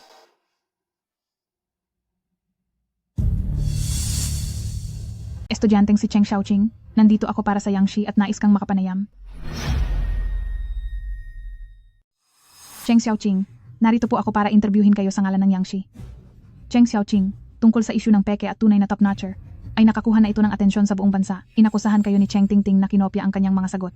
Ano po ang masasabi niyo tungkol dito? Magandang araw po. Ako ang host ng Hucheng TV. Nabalitaan po namin na ang inyong mga grado ay palaging kapareho kay Cheng Tingting. At maging sa pagkakataong ito, ay halos magkapareho ang inyong ranggo sa kompetisyon. Ano ang paliwanag niyo rito? Kung sino ang nag-aakusa, siya ang dapat maglabas ng ebidensya. Inaakusahan ako ni Cheng Tingting na kinopya ko ang kanyang papel sa eksaminasyon, tina ang kanyang mga ideya sa Hodge conjecture. Kung ganoon, dapat ay pumunta kayo sa kanya at itanong kung anong ebidensya ang hawak niya. Ang paratang na walang basehan ay walang silbi sa mundo ng akademya. Sabi ng mga kaklase mo, bihira ka lang pumasa sa mga regular na pagsusulit. Paano mo naman ipapaliwanag iyon? Bakit hindi niyo itanong kay Cheng Tingting? Bakit kapag nandyan siya, bagsak ako, pero kapag wala siya, nakakakuha ako ng perpektong marka? Binibigyang halaga ng mundo ng edukasyon ang karapatan sa ari-arian. Hindi ba kayo natatakot na ma-blacklist o makasuhan? Ang dapat na matakot sa demanda ay si Cheng Tingting.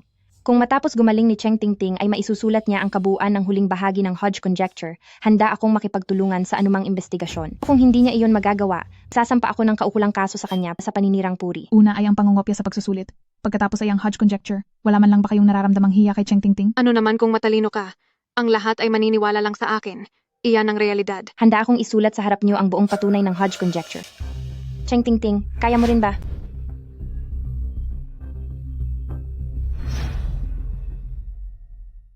Napaka-misteryoso. Sa entrance exam papers ni Cheng Xiaoqing, bakit ang daming blank sa mga tanong? Maging ang multiple choice questions ay hindi sinagutan. Kahit pa hindi alam ng isang karaniwang estudyante ang sagot, dapat ay hulaan na lang nila ang sagot sa multiple choice. Matandang Su, iniisip mo pa rin ba ang magiging estudyante mo? Nasa balita na siya sa telebisyon. Tignan mo. Nangopya na nga ay may lakas pa ng loob na maghamon. Sabi tuloy ng buong internet. Isa lang siyang desperadong nagmamarunong. Ano naman bang alam niya? Totoo yan. Kapag napatunayan na nangopya nga siya, siguradong ang reputasyon mo sa buong buhay mo ay masisira lang. Halatang hindi nyo napanood ang live stream. Live stream? Ngayon lang ni Cheng Xiaoqing nalutas ang 2 sa 3 bahagi ng Hodge conjecture. Ano? Hindi maaari. Paano itong nangyari? 60 taon. Sa loob ng 60 taon. At sa 2 henerasyong hindi nakalutas sa problemang ito sa matematika. Ngayon ay natupad na rin ang pangarap. Imposible. Isang estudyante lang siya. Paano niya ito nalutas? Isa siyang henyo. Hindi. Siya ang pag-asa ng teknolohiya ng Daxia. Academic Affairs. Pakicheck ang impormasyon ng totoo at peking top students ngayong araw. I-book mo ako ng ticket sa eroplano papuntang Haicheng anong oras? Ngayon na. Kapag nagsimula na akong magsulat ng patunay, paano kung ano-ano pa rin ang isipin ni Professor Su, ano na ang gagawin ko? Miss Cheng, hayagang sinabi ni Cheng Xiaoqing na hindi siya nangopya. Mayroon ka bang sapat na ebidensya para sumagot tungkol dito? Miss Cheng, hayag na nanawagan si Cheng Xiaoqing sa inyo na tapusin ang buong Hodge conjecture. Itatanong ko lang po, handa ba kayong tanggapin ang hamon na ito? Narito ang resulta ng botohan sa buong internet. 78% ng mga manonood ang naniniwalang wala kayong matibay na ebidensya. Kailan po kaya kayo gagaling para masagot sa publiko ang Hodge conjecture? Sa totoo lang ay medyo hindi pa mabuti ang pakiramdam ko. Ngunit noong nasa selebrasyon po kayo ng mga nangungunang estudyante, buong tiwala ninyong sinabi na ang pamamaraan ni Cheng Xiaoqing sa pagsagot ay sa inyo galing. Duda ang mga manonood na baka pinagbintangan nyo lang si Cheng Xiaoqing. Hindi ba kayo nagmamadaling patunayan ang inyong kalinisan? Tama na. Kailangang magpahinga ng anak ko. Cheng Yanxia, ilabas mo ang lahat ng mga host na ito. Pakirespeto po ang privacy ng ibang tao. Dito po ang daan. Umalis na po kayo.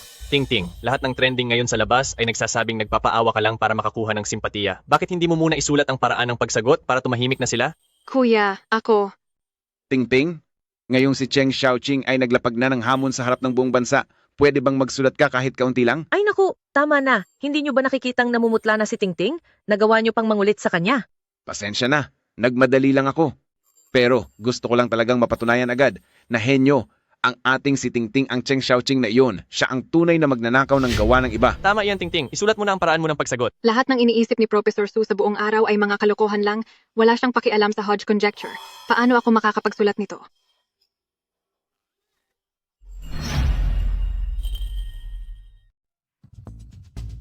Ang huling bahagi ng Hodge conjecture. Huling bahagi? Ano Tingting! ang nangyayari? Ako, naiikot ang paningin ko. Parang gusto kong sumuka. Doktor! Doktor, bilisan nyo! Doktor, ang aming Tingting. Ano ba ang nangyayari sa kaniya? Base sa ginawa naming iba't ibang pagsusuri sa ospital, wala namang problema sa katawan ng pasyente. Kung ganoon, bakit siya nahihilo at nasusuka? Oo nga po, Doc. Sa tuwing naiisip ko ang pagsagot sa mga tanong, nahihilo ako at hindi ko mapigilan ang masuka. Ito ay, dahil wala namang sakit sa kaniyang mga organ, kailangang isaalang-alang ang aspeto ng kaniyang mental na kalusugan. Ang pagkahilo at pagsusuka ay maaaring dahil sa post-traumatic stress disorder. Ang pagsasagot ng mga pagsusulit ay nagdulot ng matinding psychological trauma sa pasyente. Iminumungkahi ko na sa panahong ito, huwag niyo muna siyang bibigyan ng pressure. Ganoon po pala. Salamat po, Doc. Ang Cheng Xiaoqing na iyon. Kung hindi dahil sa kaniya, bakit magkakaroon si Tingting ng post-traumatic stress disorder? Kasalanan niya itong lahat dahil sa panggugulo niya sa selebrasyon. Tama. Maayos naman si Tingting noon, isang top student na may perfect score, pero pinilit ni Cheng Xiaoqing na pahirapan siya hanggang sa magkasakit. Sa pagpasok niya sa kolehiyo, paano na kaya ang gagawin niya? Pama, kuya. Kahit nasa hinaharap ay hindi ko na kayang mag-aral ng mathematics. Basta't kasama ko kayo, ayos na ako. Napakabuti talaga ng ating Tingting, pero hindi ako papayag na palagpasin na lang ang ginawa ni Cheng Xiaoqing. Ngayon din ay paparituhin ko siya para humingi ng tawad sa iyo. Cheng Xiaoqing, hindi magtatagal ang saya mo. Kahit hindi ko masagot ang proseso ng pagpapatunay, ang pamilya mo at ang marka mo sa exam ay mananatiling akin. Ako pa rin ang top student. At ikaw, kahit sa maliit na paaralan ay hindi makakapasok? Mama, Papa, huwag niyo na po masyadong sisihin si ate. Dahil mukhang hindi ko na kayang pag-aralan ng matematika, ay hayaan na lang natin sa kaniya ang titulong pagiging henyo. Kung sasabihin niyang sa kaniya ang Hodge conjecture, ibigay na natin sa kaniya. Tingting, anak, sa loob ng maraming taon, lahat ng pagtitiyaga mo sa pag-aaral, lahat ng mga sakripisyong ginawa mo, ay nakikita naming lahat. Higit pa riyan, ikaw ang magsisilbing bituin ng makabagong teknolohiya sa ating daksya. Hindi ko kailanman hahayaang sain ka lang ng Cheng Xiaoqing na iyan. Pero ang balita sa labas, pinagsusulat nila ng patunay si Tingting. Pero hindi talaga kaya ni Tingting na sagutan iyon. Anong gagawin natin? Ano na ang mangyayari? Totoo iyan. At kahit pilitin pa ni Tingting ang sarili niyang sumagot, paano kung habang nasa gitna ng pagsusulit ay bigla na lang siyang himatayin sa takot? Nandito ako. Tingting tungkol naman sa Hodge conjecture. Tutulungan ka ni Kuya na ayusin ito. Sisiguraduhin kong maibabalik ng walang hiyang iyan ang titulong henyo sa iyo. Kuya, huwag kang gagawa ng anumang ikapapahamak mo dahil sa akin. Huwag kang mag-alala, Tingting tatawagan lang ni Kuya si Cheng Xiaoqing. Tama, masyadong dependent sa atin ang Cheng Xiaoqing na iyon. Dahil iniwan natin siya sa hall ng salo-salo, siguradong takot na iyon ngayon at naghihintay lang na balikan natin siya. Oo, tama iyan. Tatawagan natin siya. Masyado lang siyang mapagmataas ngayon, pero sa tingin ko, kasalukuyan siyang umiiyak habang naghihintay sa atin. Sige, pupuntahan ko na siya ngayon. Mabuti pa nga. Tingting, huwag ka nang mag-alala. Nandito lang kaming lahat para sa iyo.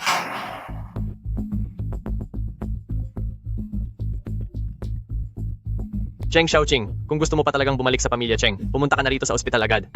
Si Cheng Yang Xia pala ito. Pindutin ang 1 kung nais ng pamilya Cheng na hatiin ang mga ari-arian. Kung nagsisisi ang pamilya Cheng at nais humingi ng tawad, pindutin ang 2. Kung wala ka namang ibang sasabihin na importante, ibaba ko na ito. Cheng Xiaoqing, may lakas ka ng loob na tawagin ako sa pangalan ko? Cheng Xiaoqing.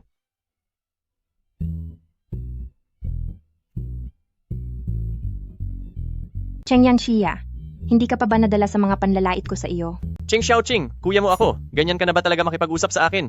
Matagal ko nang tinapos ang ugnayan sa inyo. Nung araw na kinampihan ninyo si Cheng Tingting at tinawag akong magnanakaw ng gawa, bakit hindi mo sinabing kuya kita? Cheng Xiaoqing, matapos ang ginawa mo kay Tingting, wala ka man lang bang pagsisisi? Kawawa. Gaano ba siya kakawawa? Ibigay mo sa akin ang address ng ospital, pupunta ako agad diyan. Tingting, magpahinga ka muna ng mabuti. Nasaan na ang kuya mo? Tinawagan na niya, si Cheng Xiaoqing, para humingi ng paumanhin sa iyo. Tingting, huwag kang matakot. Dahil sa kaniya kaya ka nagkaroon ng matinding trauma, kaya dapat lang na humingi siya ng tawad sa iyo. Ano? Si Cheng Tingting. Hihingi ng tawad sa akin? Cheng Xiaoqing, gusto mong si Tingting pa ang humingi ng tawad sa iyo? Bakit? Ako ba dapat ang humingi ng paumanhin sa kanya? Estudyante Cheng Tingting, sinasabi mo bang ikaw ang unang nakaisip nito? Anong nangyari sa kanya? Ano? Wala na ba siya? Ate, sabi ng doktor, nagkaroon ako ng post-traumatic stress disorder. Nahihilo at nasusuka ako sa tuwing makakakita ng mga problemang pang-matematika. Sa loob ng mahabang panahon, hindi na muna ako makakapag-aral. Ah, ganoon ba? Isa ka pa namang henyo sa matematika. Kung nahihilo ka sa tuwing mag-aaral ka, hindi na pala makakaangat ang iyong karera? Ang isang henyong katulad ni Tingting ay winasak mo ng ganito at wala ka pa ring balak na magsisi. Humingi ka na ng tawad sa kanya. Ngayon din. Tama, bilisan mong humingi ng paumanhin. Hindi sapat ang basta paghingi ng tawad, kailangang isulat mo rin ang lahat ng mga solusyon sa ginawang pagpapatunay. Kailangan mo pang isulat ang buong proseso ng pagpapatunay para sa akin. Ano? Yung paraan ng paglutas sa Hodge conjecture ay kopya lang pala mula kay Tingting. Ngayon din, dalian mo at isulat mo ang mga susunod na hakbang ng paglutas para sa akin. Kung hindi, ano na lang ang iisipin ng ibang tao kay Tingting? Ano naman ang iisipin ng ibang tao sa akin? Napakahusay ni kuya, napakahusay mong ama. Napakagaling na pamilya. Itinuturing niyo ba talaga ako bilang pamilya? Ma, noon pa man ay hindi na maganda ang ugali ni ate. Sanay na po ako. Hayaan na kung ayaw niyang humingi ng tawad. Dito mo lang pala ako hihintayin. Akala ko ay nagkasakit ka na sa galit at gusto mo lang gamiting dahilan ang pagkakasakit para makaiwas sa pagsagot sa mga tanong. Hindi ko akalain na mas wais ka pa pala dahil gusto mo lang nakawin ang pinaghirapan kong proseso. Huwag kang sumobra. Ikaw ang nagdulot ng malaking pinsala kay Tingting, kaya hindi siya makasagot sa mga tanong ngayon. Dapat mo lang siyang tulungan. Tama, tutal naman ay ninakaw mo ang mga sagot niya. Siya ang nanggaya sa akin. Ate, gusto mo ba talaga na ako ang magsulat? Kapag napatunayan ko ang sagot, siguradong mapapahiya at mababansagan kang magnanakaw habang buhay. Oo nga, ang magnanakaw ay mananatiling magnanakaw. Walang hiyang bata ito. Nagawa mo akong saktan? Nababaliw ka na ba? Wala naman akong sinasabi. Bakit mo ako sinaktan? Natatakot akong mapahaba ang buhay mo kung ikaw ang sasaktan ko, kaya si Cheng Tingting na lang ang tutapusin ko. Hinding-hindi ko nahahayaan kahit sino sa inyo ang humamak sa akin. Ma, wag po kayong makipag-away kay ate dahil sa akin. Hindi niya naman po sinasadya. Tama, Cheng Xiaoqing. Ang mga taong tulad mo ay hindi karapat-dapat manatili sa aming pamilya, Cheng. Tapos na ang lahat sa atin. Mabuti naman wala rin akong balak manatili sa pamilya Cheng na ito. Yan lang. Cheng, ibigay mo na sa akin ang jade pendant ko. Ibalik mo sa akin ang jade pendant ko. Anong jade pendant? Naglakas loob kang sampalin ako? Cheng Xiaoqing, ipapakita ko sa iyo kung paano katatalikuran ng lahat at pagbabayarin kita ng husto. Ate, alam kong pagkaalis mo sa pamilya Cheng, gusto mong kumuha ng pera para sa sarili mo, pero akin ang jade pendant na ito. Kung pera ang kailangan mo, huwag kang humingi kina papa at mama, huwag mo lang agawin ang gamit ko. Huwag kang magpanggap na mabait. Inagaw mo na ang pamilya ko, ang mga marka ko, maging ang pagiging top student ko, at pati na rin ba ang jade pendant ko? Gusto mo pa rin kunin? Cheng Xiaoqing, nababaliw ka na ba? Ayos ka lang ba? Hindi ka pa ba titigil sa panggugulo mo? Titingnan ko kung masakit ang sampal. Ma, kuya, ayos lang po ako. Siguro dahil nabigo sa exam si ate, kaya nawala na siya sa sarili, at naging ganid sa pera, kaya niya gustong nakawin ang jade pendant ko. Sa'yo na jade pendant? Kinuha ko iyan noong 15 taong gulang pa lang ako, nagtrabaho ako ng kung ano-ano, at inubos ang lahat ng naipon ko para mabili iyan. Magkano lang ba ang halaga ng isang jade pendant? Nakikipagtalo ka pa ng ganyan kay Tingting, hindi mo na ba talaga itinuturing ang sarili mo bilang bahagi ng pamilyang Cheng? Magkano? Iniregalo ko iyan para sa birthday mo. Ma. Maligayang kaarawan po. Salamat, nagustuhan ko ito. Iyon ang unang beses na niyakap ako ni Mama. Napakasaya ko noon. Iingatan ito ng mabuti ni Mama. Ito ba ang sinasabi mong pag-iingat ng mabuti? Ibinigay ko kay Tingting dahil nagustuhan niya. At isa pa, napakatagal na iningatan ni Tingting ang jade pendant na ito. Bakit mo ba pinapalaki ang maliit na bagay?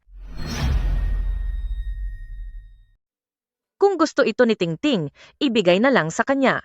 At saka, sa loob ng maraming taon ay nagawang alagaan ni Tingting ang jade na ito ng mabuti. Bakit mo ba pinapalaki ang maliit na bagay na ito? Ito namang jade na ito ay nagkakahalaga lang naman ng ilang libong dolyar. Minsan lang magustuhan ito ni Tingting. Hindi mo ba siya pwedeng pagbigyan? Bakit kailangan kong magparaya sa kanya?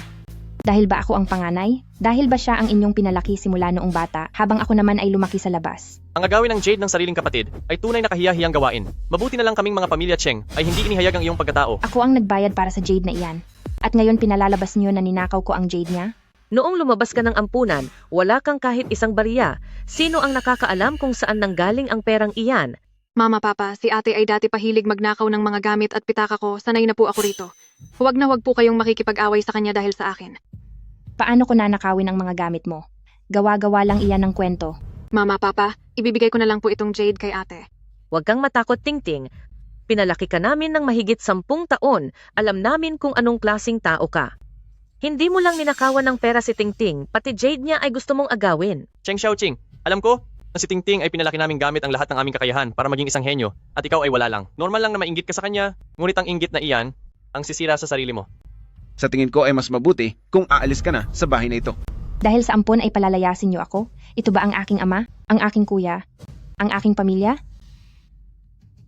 Kahit anong buti ang gawin ko, ituturing niyo pa rin akong magnanakaw na galing sa ampunan. Kailanman ay hindi niyo ako ituring bilang inyong tunay na anak.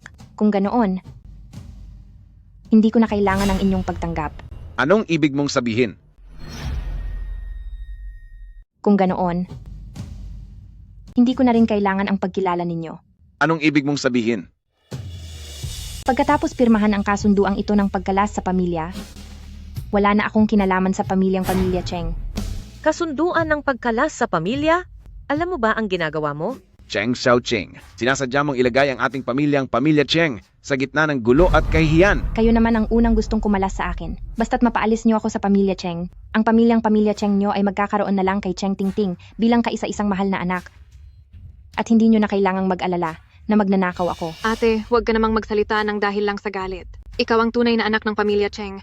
Kung hindi mo talaga ako matatanggap, ako na ang aalis, Tingting. Kung aalis ka, di umalis ka na. Bakit hindi ka pa bumabangon sa kama? Sinasadya mong magpaawa at gumawa ng eksena para lang magpakitang tao sa lahat, hindi ba? Gusto ko lang na makapagpaalam sa papa at mama bago ako umalis. Tingting, anak, tahan na. Mananatili kang anak ng pamilya Cheng habang buhay. Napakabait ni Tingting at hindi sapat na palagi mo siyang pinagbibintangan. Ngayon naman ay gagamitin mo ang pagkala sa pamilya para takutin kami at para mapalaya si Tingting sa pamilya Cheng. Nabuhay ako ng may dangal at katapatan. Paanong nagkaroon ako ng anak na kasama at napakasama ng ugali na tulad mo? Sige, pipirma ako.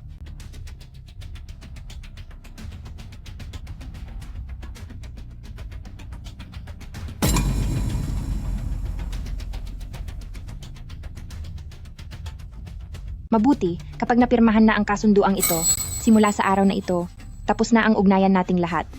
Diyos ko mahal, bakit mo talaga pinirmahan yan? Kaka-high school pa lang ni Xiaoqing. Natural lang na maging rebelde siya. Dapat ay pinagalitan mo lang siya.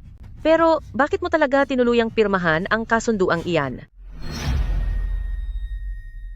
Medyo may pagkapasaway siya. Ayos lang kung pagsasabihan siya. Pero bakit kailangan mo pang talagang pumirma sa kasunduang ito? Ay, Xiaoqing, saan ka pupunta? Hayaan mo siyang umalis sa baba ng grade niya. Kapag iniwan niya tayo rito sa pamilya Cheng, paniguradong magugutom siya sa kalsada. Pupunta ako para mag-apply sa kolehiyo. Tama ba ang naririnig ko? 9 na puntos lang ang nakuha mo sa entrance exam tapos mag-a-apply ka pa?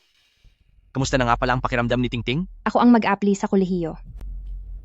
Sa napakababa mong puntos, huwag ka nang mag-apply pa. Kahit ang mga mumurahing universidad ay hindi tatanggap ng basura na tulad mo. Professor, sobra na ang sinasabi mo. Sino bang nagsabing ang pag-aaral lang ang tanging paraan sa buhay? Malakas pa naman ang katawan ni ate. Pwede naman siyang magtrabaho sa construction site. Isa itong malaking kahihiyan sa pamilya natin. Ikaw naman, huwag mo nang sayangin ang oras mo na mag-apply sa kahit anong kolehiyo, pumunta ka na lang sa trabahong pangmanggagawa. Sino ang nagsabi na kailangan ng mataas na score sa exam para makapasok sa universidad? Sinasabi ko sa inyo, kahit walang mataas na punto sa entrance exam, makakapasok pa rin ako sa mga tanyag na universidad. Masyado siyang bilib sa sarili niya. Meron kaya itong kunwari ay matalino na ibang plano na hindi ko alam? Ang mga tanyag na universidad bang tinutukoy ni ate ay ang Tsinghua and Peking University, Xiamen University, at Fudan University? Hindi madaling makapasok sa mga sikat na universidad. Papasok ka sa sikat na universidad? Baka nga kahit sa bukasyonal ay hindi ka matanggap.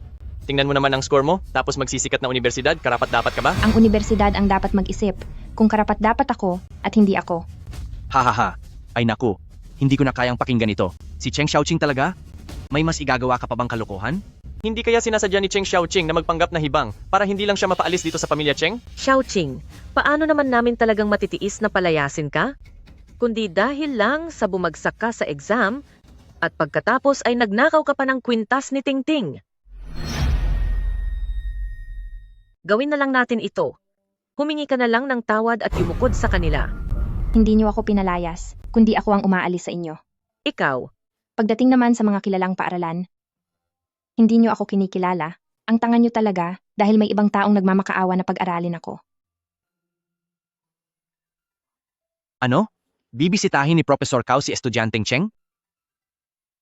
Nako Tingting, binabati na kita ng maaga. Si Professor Cao na iyan ay isa sa pinakamagaling na propesor sa matematika sa buong bansa ngayon. Kapag sumunod ka sa kanya sa hinaharap, tiyak na magiging maganda ang kinabukasan mo. Sobra naman po ang papuri niyo, Professor. Kung wala ang paaralan, wala si Tingting sa kinalalagyan niya ngayon. Napakabait na bata talaga. Cheng Xiaoqing, hindi laro ang pagpili ng paaralan. Sa nakuha mong 9 na puntos, ang nararapat lang sa iyo ay ang mga ganitong klasing paaralan. Sa mga bokasyonal na ito, tingnan mo at piliin mo na ang may pinakamababang marka. Cheng Xiaoqing, huwag mong bastusin ang pangalan ng Tsinghua at Peking University. Ang mga ganyang lugar ay para lang sa aming Tingting. Estudyanteng Cheng, hindi na kailangang mag-apply pa. Gaya ng sinabi sa telepono kanina, ngayong araw, bukod kay Professor Cao, mayroon pang mula sa Qingteng, Peking, Fudan, Jiaotong, at iba pang mahigit 10 mga kinatawan ng universidad. Ang papunta na rito ngayon. At lahat sila ay para kay estudyanteng Cheng. Ang Tsinghua, Peking, Jiaoda at Fudan ay nasa daan na para hanapin si Tingting. Sa wakas, ang ating mga ninuno ay nagparamdam din ng milagro. Oras na makapasok ako sa eskwelahan, mag-apply ako agad sa Amerika, sa pinakasikat na Harvard University, bilang exchange student, at kukuha ng green card. Cheng Xiaoqing, sa isang tulad mong walang kwenta at puro dada lang, nababagay ka lang sa construction site habang nakatingala sa aming Tingting. Hindi pa sigurado kung sino ang titingala sa kanino. Huwag ka nang magsalita ng kung ano-ano.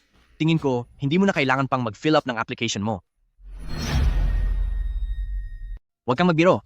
Sa tingin ko, hindi mo na kailangang mag-apply sa kolehiyo dahil walang paaralan ang gugustuhin kumuha ng estudyanteng katulad mo. Paano kayo nakasisiguro na ang estudyanteng Cheng na hinahanap ng mga kolehiyong ito ay si Cheng Tingting at hindi ako? Walang duda. Narito si estudyanteng Cheng. Ah? Hoy, Professor Liu? Matandang Cao? akala ko pa naman. Ayoko ang pinakamabilis na nakarating. Hindi ba't sinabi niyo na minamaliit ninyo ang magiging estudyante ko na ito? Kumakalat na ngayon sa buong internet na isa lang siyang katawa-tawang panggulo sa mundo ng akademya. Ano bang galing meron siya? Tama po yun. Kapag napatunayan na nangungopia lang siya, ang pangalan niyo po sa buong buhay niyo ay masisira ng lubusan. Alam ko na hindi kayo nanood ng livestream. Livestream? Ngayon, nasagutan na ni Cheng Xiaoqing ang dalawa sa 3 bahagi ng Hodge conjecture. Ano? Imposible. Paano itong nangyari? 60 taon. Eksaktong 60 taon na. 2 henerasyon na ang lumipas na hindi nakasagot sa problemang ito sa matematika. Ngunit sa wakas, ay natapos na rin ito sa araw na ito. Hindi maaari. Estudyante pa lang siya sa mataas na paaralan. Masasagot ba talaga niya ang tanong na ito? Napakahusay niya. Hindi. Siya ang pag-asa ng teknolohiya ng ating bansa. Sa tanggapan ng registrar, pakisuri agad sa akin ang impormasyon ng mga estudyante na nasangkot sa balita tungkol sa Peking top-notcher. Ipagpareserba niyo ako ng isang tiket sa eroplano papuntang Haicheng. Anong oras? Ngayon na mismo. Ano? Naparito ba kayo para agawin ang tao ko? Hahaha. Ikaw talaga. Isang kayamanan si estudyanteng Shen ng buong bansa. At ang talentong tulad niya, dapat ay sumama siya sa amin sa Universidad ng Jiaotong. Hoy! Teka, hindi magandang tingnan na nagtatalo kayo ng ganyan sa harap ng marami. May natitira pa ba kayong respeto sa sarili bilang mga profesor? Bakit hindi tayo sabay-sabay na pumasok? Matandang Cao, bakit ka tumatakbo ng napakabilis? Hintayin mo kami. Hay, heto na. Sige, naggulangan pa kayong dalawa ah. Sa tingin niyo ba ay hindi ko kayo matatalo sa takbuhan? Paano niyo naman nalaman na ang estudyanteng Cheng na hinahanap ng sikat na paaralan ay si Cheng Tingting at hindi ako? Hinahanap ka? Hinahanap ka para mamilis ng basura sa paaralan? Tingting, pero balita ko ang Qingbei University, maging ang tagalinis ay kailangan ng 500 at mahigit pang marka sa entrance exam doon. Ate, 9 na puntos lang ang nakuha mo. Sino ba talaga ang hinahanap nila? Kapag dumating na ang mga opisyal mula sa mga universidad, malalaman din natin ang totoo. Cheng Xiaoqing, hindi ka pa ba sapat na napapahiya? Paano kung nagsasabi ako ng totoo? Sige, tara at magpustahan tayo. Ako, si Cheng Yang siya. Tandaan mo ang sasabihin ko kung ang hinahanap nila ay ang isang bagsak na tulad mo na may 9 na puntos. Ay talagang lalamon ako ng dumi. Kuya, huwag po kayong magalit ng dahil sa akin. Tingting, hindi naman hahayaan ng kuya na panoorin ka na lang at hayaan ng basura na to na insultuhin ka. Pati na ang pag-agaw sa lahat ng sa iyo. Walang kwenta, matapang ka bang makipagpustahan? Cheng Yan siya. Sinabi mo yan kapag ang mga universidad na to ay si Cheng Tingting ang hinahanap, ay hinding-hindi na ako muling susulat at lalayo na ako sa mundo ng akademya. Isusuko ang pag-aaral. Tamang-tama, hahayaan kitang malugmok sa putikan ng wala ng bawian. Ang sinasabi ni ate na pagsuko sa akademya ay isang biro lang ba? Tinitiyak ko ang mga sinasabi ko. Dahil pustahan ito, isalin niyo ako sa isang gaya mong mandaraya at isang makapal ang mukhang magnanakaw ng gawa ng iba. Kung ang 10 sikat na universidad ay ikaw ang hinahanap, ay aalis na ako sa mundo ng pagtuturo. Cheng Xiaoqing, lahat kami ay nakapusta na. Ang taong naghahanap sa iyo? Nasaan na ba? Nasaan na? Cheng Xiaoqing, lahat kami ay pumusta na. Ang taong hahanap sa iyo. Nasaan na ba? Nasaan na? Ako ang unang dumating. Nauna ako. Ako ang nauna. Nasaan si Estudyanteng Cheng? Pumarito si Professor para hanapin ka. Sino ang Estudyanteng Cheng? Ako ang unang nakarating. Pumasok ka si Estudyanteng Cheng sa aming paaralan. Narito na ang lahat ng mga propesor. Bilisan mo at magpakitang gilas ka. Magandang araw po sa inyo, mga propesor. Ako po si Cheng Tingting. Nasaan si Cheng Xiaoqing? May mahalaga akong kailangan sa kaniya. Talaga bang si Cheng Xiaoqing ang hinahanap nyo? Sino ba talaga kayo? Ang Dean ng Mathematics Department ng Jiaoda. Ang pinuno ng Qingteng Math Education Center. Ang Vice-Presidente ng Peking University.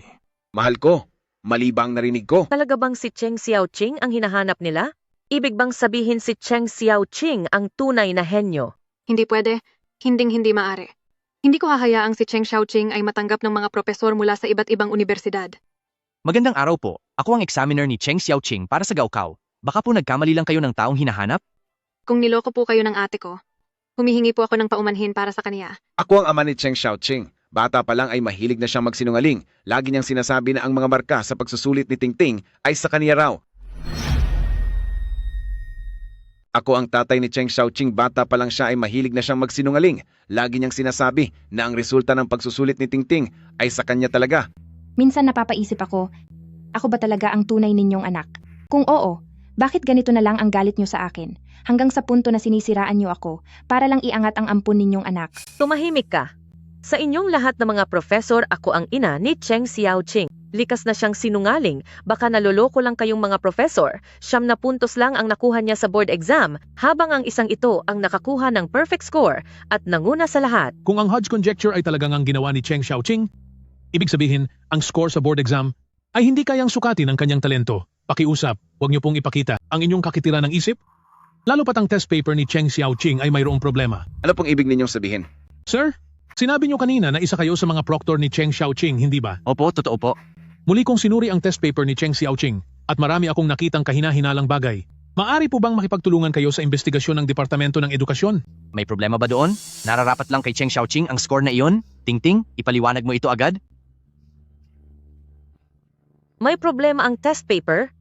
Posible kayang hindi lang 9 na puntos ang nakuha ni Cheng Xiaoqing? Sabi ng proctor kanina, paliwanagin si Tingting. Bakit kaya? Walang silbing proctor, kahit ito lang ay hindi pa nagawa ng maayos. Siguro ay may galit ang proctor. Kay ate, kaya pinalitan niya ang mga sagot sa papel ni ate. Cheng Tingting, sa tingin ko sa lakas ng boses at sigla mo, siguradong magaling na ang sakit mo. Dahil narito naman ang mga professor mula sa iba't ibang universidad, bakit hindi mo ipakita at isulat ng buo ang patunay ng Hodge conjecture? Narito ang lahat ng mga professor. Bakit hindi mo kaya isulat ng buo ang patunay para sa Hodge conjecture? Kung maisusulat niya ng buo ang patunay para sa Hodge conjecture, agad akong hihingi ng tawad at aaming ng gaya ako. Tingting, narito kaming lahat. Kaya isulat mo na yan agad. Narito ang mga namumuno ng mga universidad. Isulat mo na, baka sakaling sa hinaharap ay makapag-aral ka pa sa ilalim ng mga propesor. Hindi ko alam kung paano sagutin ito, anong gagawin ko. Nagkukunwari ka bang may sakit o sadyang wala kang kakayahang sumulat? May nararanasan siyang post-traumatic stress. Sinasadya mong galitin siya. Kayo ang nahuhumaling sa pagiging henyo niya. At ako naman ang pilit niyong ibinabaon sa matinding kahihiyan bilang isang mandaraya. Ang huling bahagi ng Hodge conjecture tila hindi na yata mareresolba. Kahit si Professor Su ay nabigo sa huling hakbang na ito at naging pasakit na ito sa kanya. Profesor, akin na po ang panulat.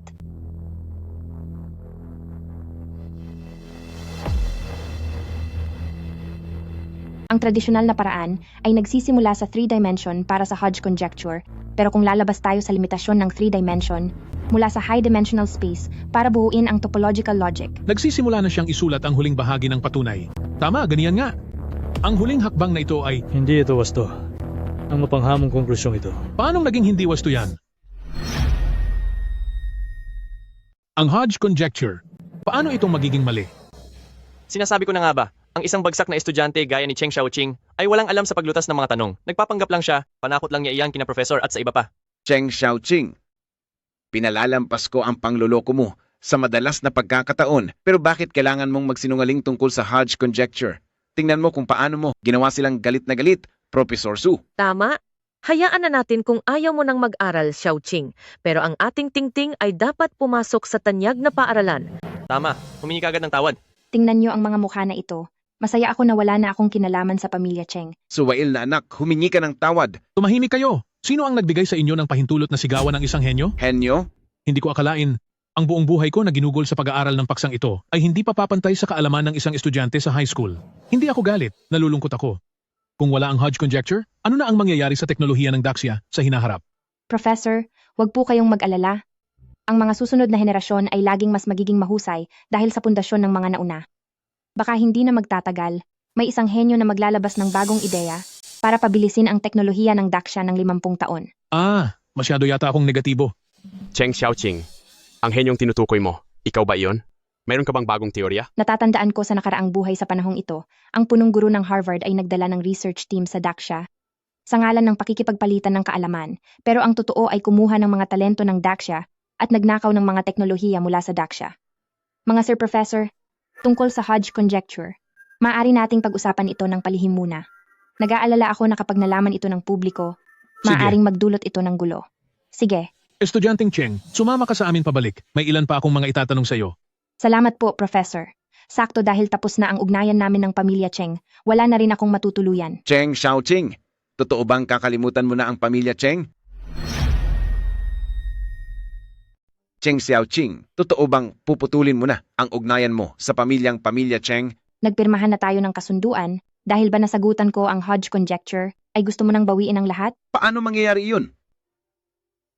Ikaw, kapag lumabas ka sa kwartong ito, babawiin ko lahat ng mula sa pamilya Cheng na ibinigay ko sa iyo, kahit na isa ka pang henyo. Ano naman, kung wala ang pamilya Cheng, wala kang kwenta. Ikaw. Pa, hayaan nyo na siyang umalis. Kaysa manatili rito at galitin lang tayo. Pero si ate ay laging laki sa layaw sa pamilya Cheng. Kung mapapabayaan siya sa labas, marami siyang paghihirap na kakaharapin. Hayaan siyang mahirapan sa labas para malaman niya ang halaga ng pamilya Cheng. Ting-ting, huwag kang mag-alala. Bata pa lang ay depende na sa pamilya si Cheng Xiaoqing. Pagkalipas ng ilang araw ay babalik din siyang umiiyak. Tingting, magpagaling ka ng mabuti para agad mong masagutan ang Hodge conjecture.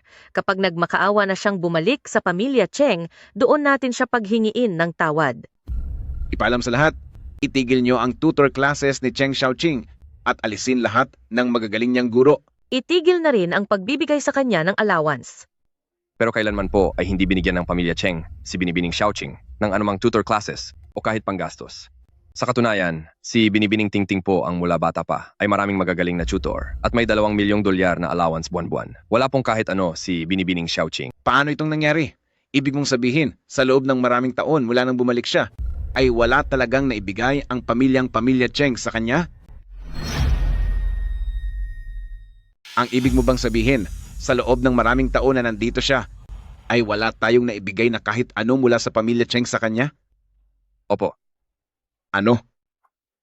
Lamber ng Cheng Xiaoqing na siya noong bumalik siya sa pamilya Cheng. Paanong mangyayari na sa buong panahon na iyon ay hindi man lang natin siya nabigyan ng panggastos? Paanong mangyayari iyon? Kahit pa hindi natin siya gusto. Napakayaman ng pamilya Cheng. Kaya paanong maging ang panggastos niya sa araw-araw ay hindi natin naibigay sa kanya? Naalala ko na. Ma, hinding-hindi ko po magagawang magnakaw. Pero nakuha ang kwintas na ito mismo sa loob ng bag mo. Ayaw mo pa bang umamin? Ako.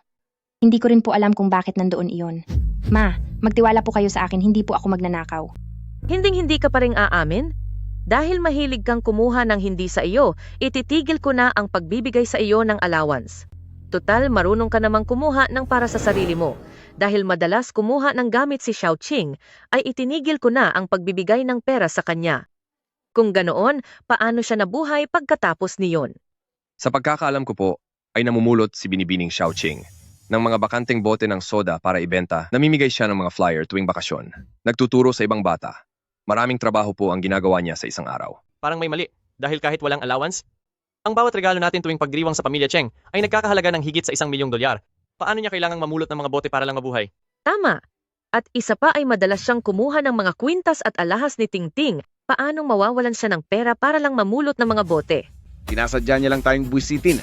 Gusto niya lang bigyan ng masamang imahe ang pamilya Cheng. Bakit ba napakahusay niyang umarte? Pero ang tinitirhan po ni Binibining Xiaoqing ay hindi naman bahagi ng main house ng pamilya Cheng. Paano po siya makakakuha ng mga gamit? Hindi ba't sa ikatlong palapag siya nakatira? Ang kwarto po ni Binibining Tingting ang nasa ikatlong palapag. Kung ganoon, nasaan ang kwarto niya ngayon? Kaya, nasaan siya nakatira ngayon?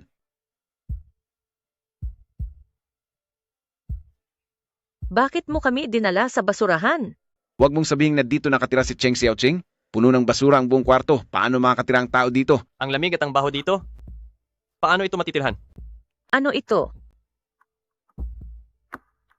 Iyan po ang mga pinulot ni Binibining Xiaoqing na kinakain niya kapag wala siyang makain. Ito lang na mga sirang gulay ang kinakain niya? Kami na pamilya ni Pamilya Cheng sa Haicheng ay pamilya ng mga edukado. Hindi man kami ang pinakamayaman, pero nabubuhay kami sa luho. Ang anak ko ay nakatira sa ganitong lugar. Umaasa sa basura para mabuhay at kailangan pang kumain ng mga sirang gulay na ito. Dito lang ba talaga tumitira si Xiaoqing? Nang hindi man lang natin alam? Sa dami ng villa ng pamilya Cheng, bakit siya nakatira dito? Sino ang nag-ayos nito? Kayo po, sir. Salamat Papa sa paghanda ng kwarto para sa pagsasayaw, pati na rin sa pagpinta at paglalaro. Napakabuti niyo po. Basta gusto ni Tingting, ayos lang. Papa, pwede po bang magpalit ako ng kwarto? Anong palit-palit? Hindi ba't maayos naman ang kwarto mo? Palagay ko talaga ay ayaw mo lang kay Tingting. Lahat ng meron siya ay gusto mong kunin. Ako nga ang hindi pumayag na lumipat ng kwarto si Xiaoqing. Nasaan na ba talaga si Cheng Xiaoqing? Xiaoqing, bumalik ka na? Xiaoqing? Narito ka na? Mabuti naman at nakabalik ka. Xiaoqing, noon, naging masama ang pamilya Cheng sa iyo? Babawi ako sa iyo balang araw. Sino ang nagsabing uuwi ako? Naparito lang ako para kunin ang mga gamit ko. Cheng Xiaoqing, humingi na ng tawad sa iyo sina Mama at Papa. Kailangan mo ba talagang maging ganyan kalamig?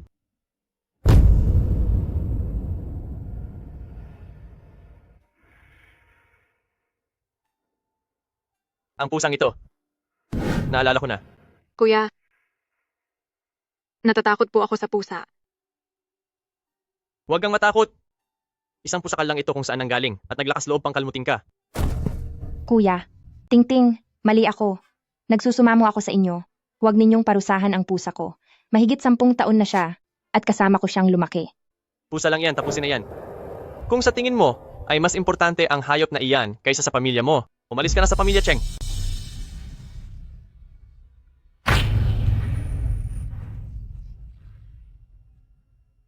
Ganyan mo ba siya tinatrato?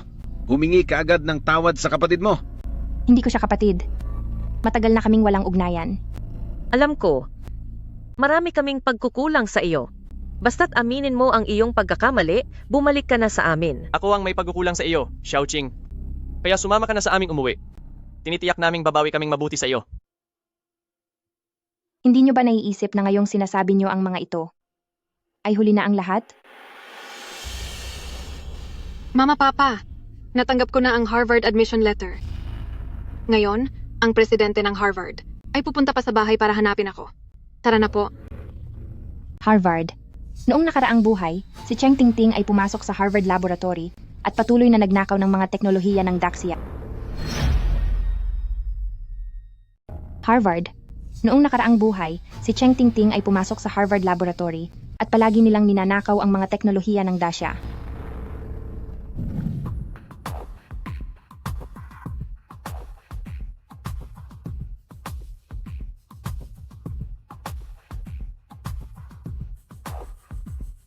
Sino ang nakalutas sa Hodge conjecture? Inimbestigahan mo na ba ng maigi? Para sa iyo, Principal, ginamit po namin ang buong puwersa ng Harvard para mag-imbestiga. Sa huli, nakumpirma naming ang estudyanteng Cheng na nakalutas sa Hodge conjecture ay dito nakatira. Mabuti. Ang ganoong talento. Dapat ko siyang personal na imbitahan sa Harvard. Totoo po ba? Tingnan niyo po. Ang ating si Tingting ay tinanggap talaga ng Harvard University sa Amerika. Ang ibig niyo po bang sabihin ay yung pinakasikat na paaralan sa Amerika, yung Harvard? Oo, tama ka. Tingnan mo.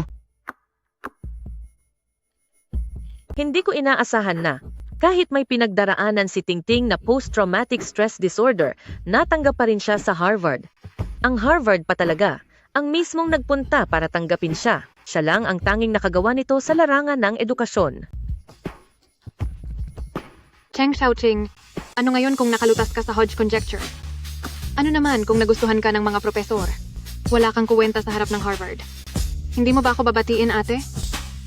Bakit naman kita babatiin? Magandang bagay ba to? Cheng Xiaoqing, bakit ganyan ka magsalita?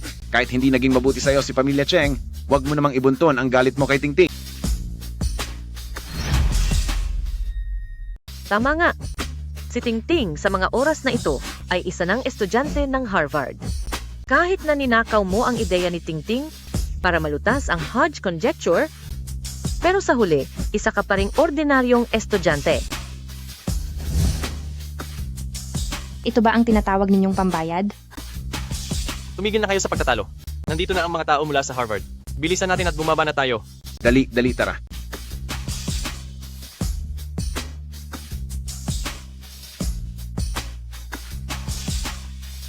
Ate, naiintindihan ko naman kung naiinggit ka sa akin. Pero huwag na huwag kang gagawa ng eksena sa harap ni principal ng Harvard. Mapapahiya ka lang niyan. Cheng Tingting, ang alitan sa pagitan nating dalawa ay problema lang ng pamilya. Maari ko itong palagpasin. Pero kapag sinubukan mo talagang kumampi sa Harvard, tignan lang natin kung... Kumusta po, Principal? Ako ang tagapagtatag ng Pamilya Cheng sa Hai Cheng po.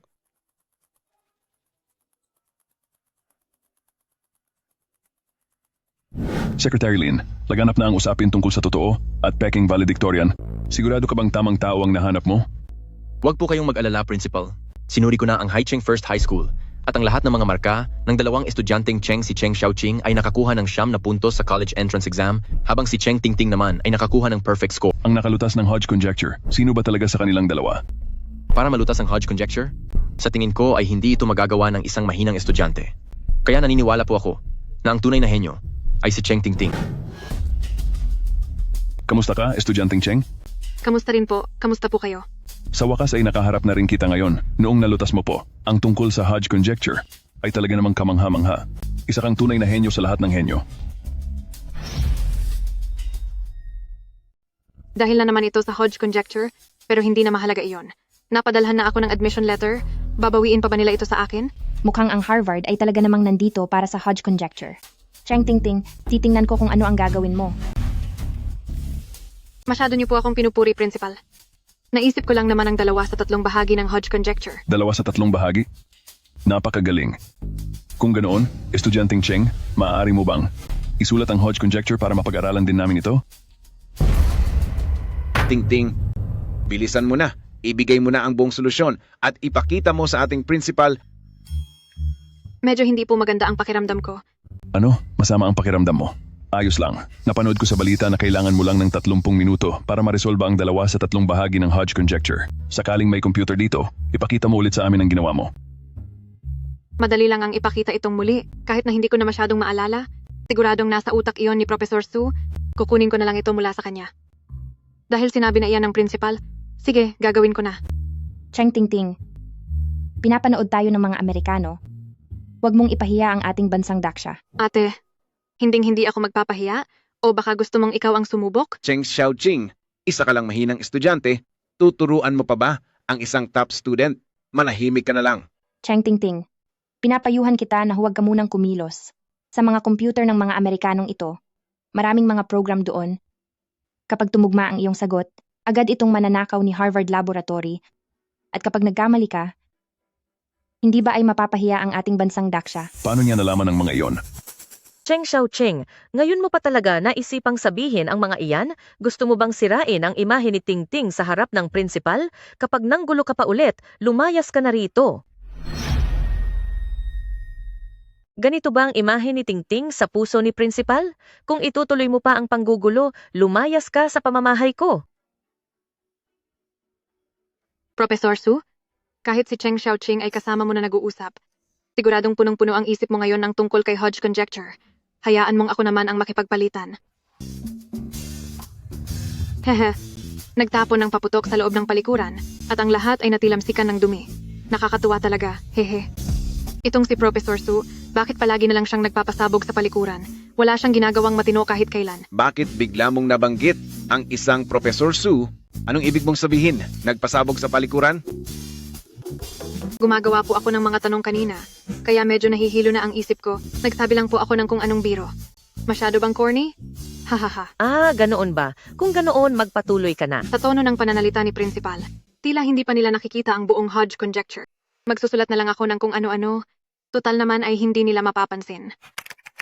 Napakahusay talaga. Ibang-iba ka talaga, Tingting. Tapos na.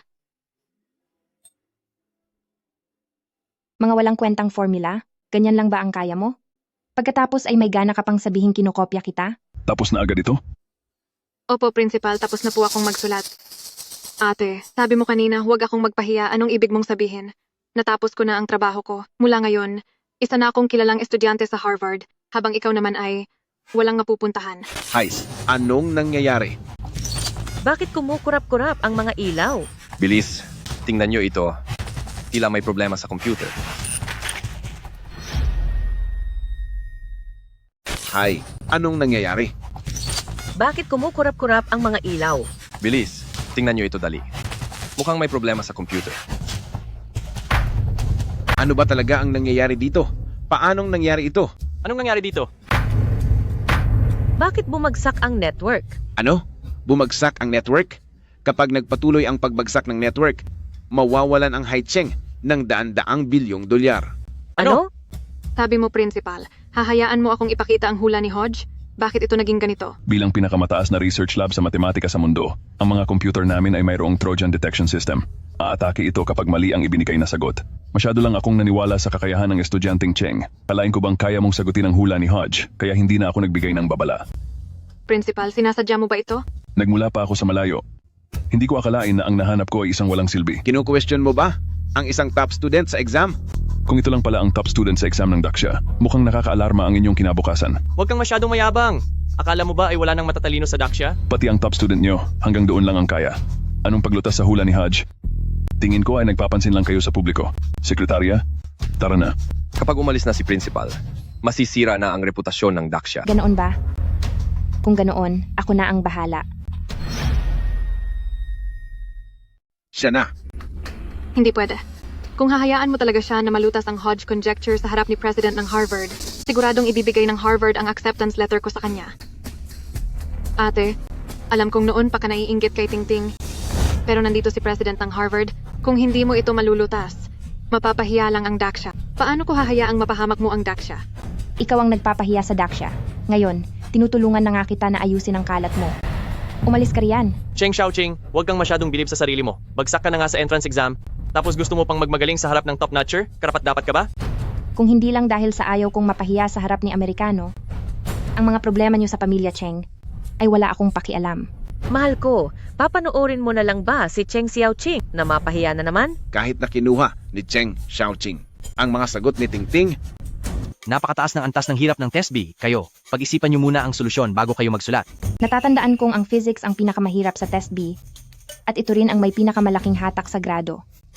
Dahil dito, gagamit ako ng reverse logic mula sa pananaw ng gumawa ng multidimensional analysis at time folding strategy sa tatlong pamamaraan, mabilis at tumpak na garantisado ang perfect score. Titingnan ko kung anong gagawin ni Cheng Tingting. pero kung kaya niyang matandaan ito, hayaan na nating siya ang sumubok. 15 segundo na lang ang natitira. Kahit sino pa ang pumunta, hindi na aabot. Ang trap na ito ay maingat na idinisenyo ni Mr. Bill. Hanggang ngayon ay wala pang nakakalutas nito. Lalo na't ikaw ay isang hamak na bagsaking estudyante. Daldal mo. Ibigay mo sa akin ang laptop. Tingting, bilisan mo. Ibigay mo sa kanya.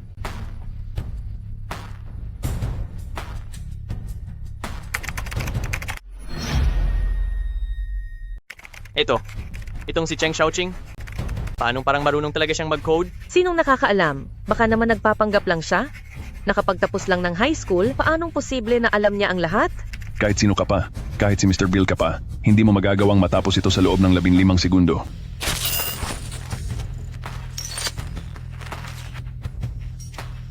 Parang si Cheng Xiaoqing ay nagtagumpay nga talaga. Ligtas na ang ekonomiya ng ating Haicheng. Bumalik na ang internet. Paano mo ba ginawa ang trabaho mo? Sabi ko maghanap ka ng henyo? Bakit mo ako dinalhan ng peking magaling? Tama nga ako. Ikaw pala talaga ang hinahanap naming. Na si estudyanteng Cheng. Ang Hodge Conjecture, ikaw rin ba ang nagsulat niyan? Bakit mo naman nasabing ako nga yan? Taglay mo kasi ang pakiramdam na parang ikaw ang pinakamagaling sa mundo. Masyado namang labis yan. Pero ang pagpunta mo rito mula sa malayo ay talagang ikinagulat ko. Para sa isang henyong katulad mo, sulit ang lahat ng ito.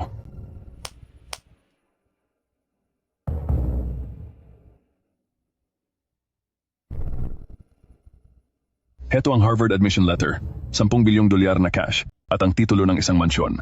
Inaanyayahan ng Harvard ang estudyanteng si Cheng Xiaoqing na pumunta at manirahan sa Amerika. Para sa akin po ang lahat ng ito? Siyempre, at pambungad na regalo pa lang ang mga iyan. Galante. Inaasahan nga ang ganyang kabait mula sa tanyag na Harvard. Estudyanteng Cheng, kung napag-isipan mo na ito, pirmahan mo lang ang dokumentong ito at ikaw ay ganap ng magiging isang mamamayan ng Estados Unidos.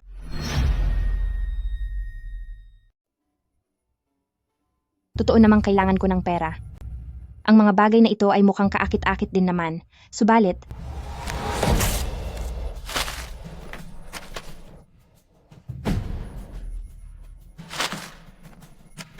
hindi ko iyan kailangan.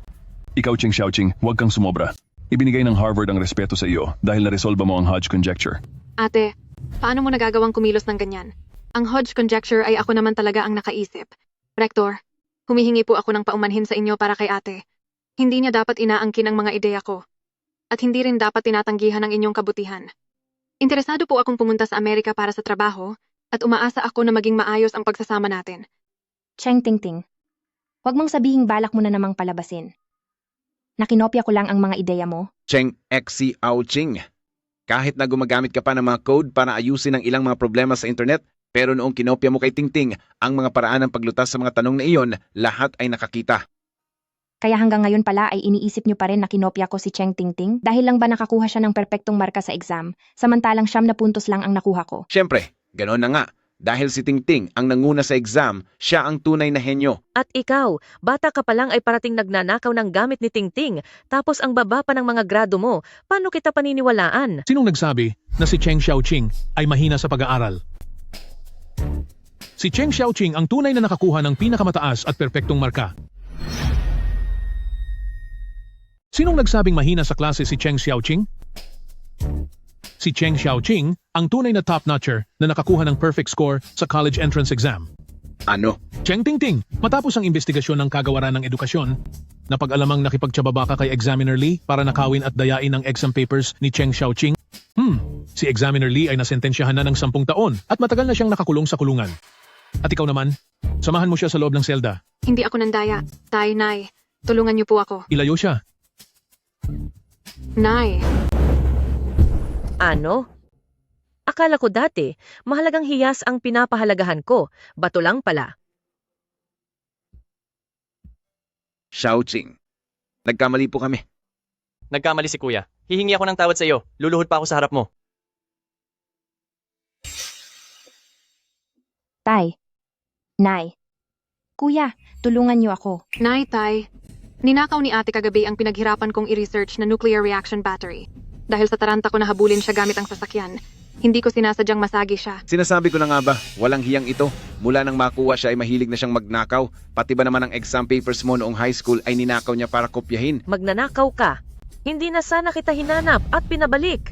Tingting, pumasok na tayo. Hayaang pabayaan na lang dyan si Cheng Xiaoqing sa sarili niyang kapalaran. Tara, Wala akong ninakaw. ko si pamilya Cheng sa Haicheng at nagmula sa pamilya ng mga edukado, hindi ko akalain na mapapalaki ko ang ganitong walang hiyang nilalang.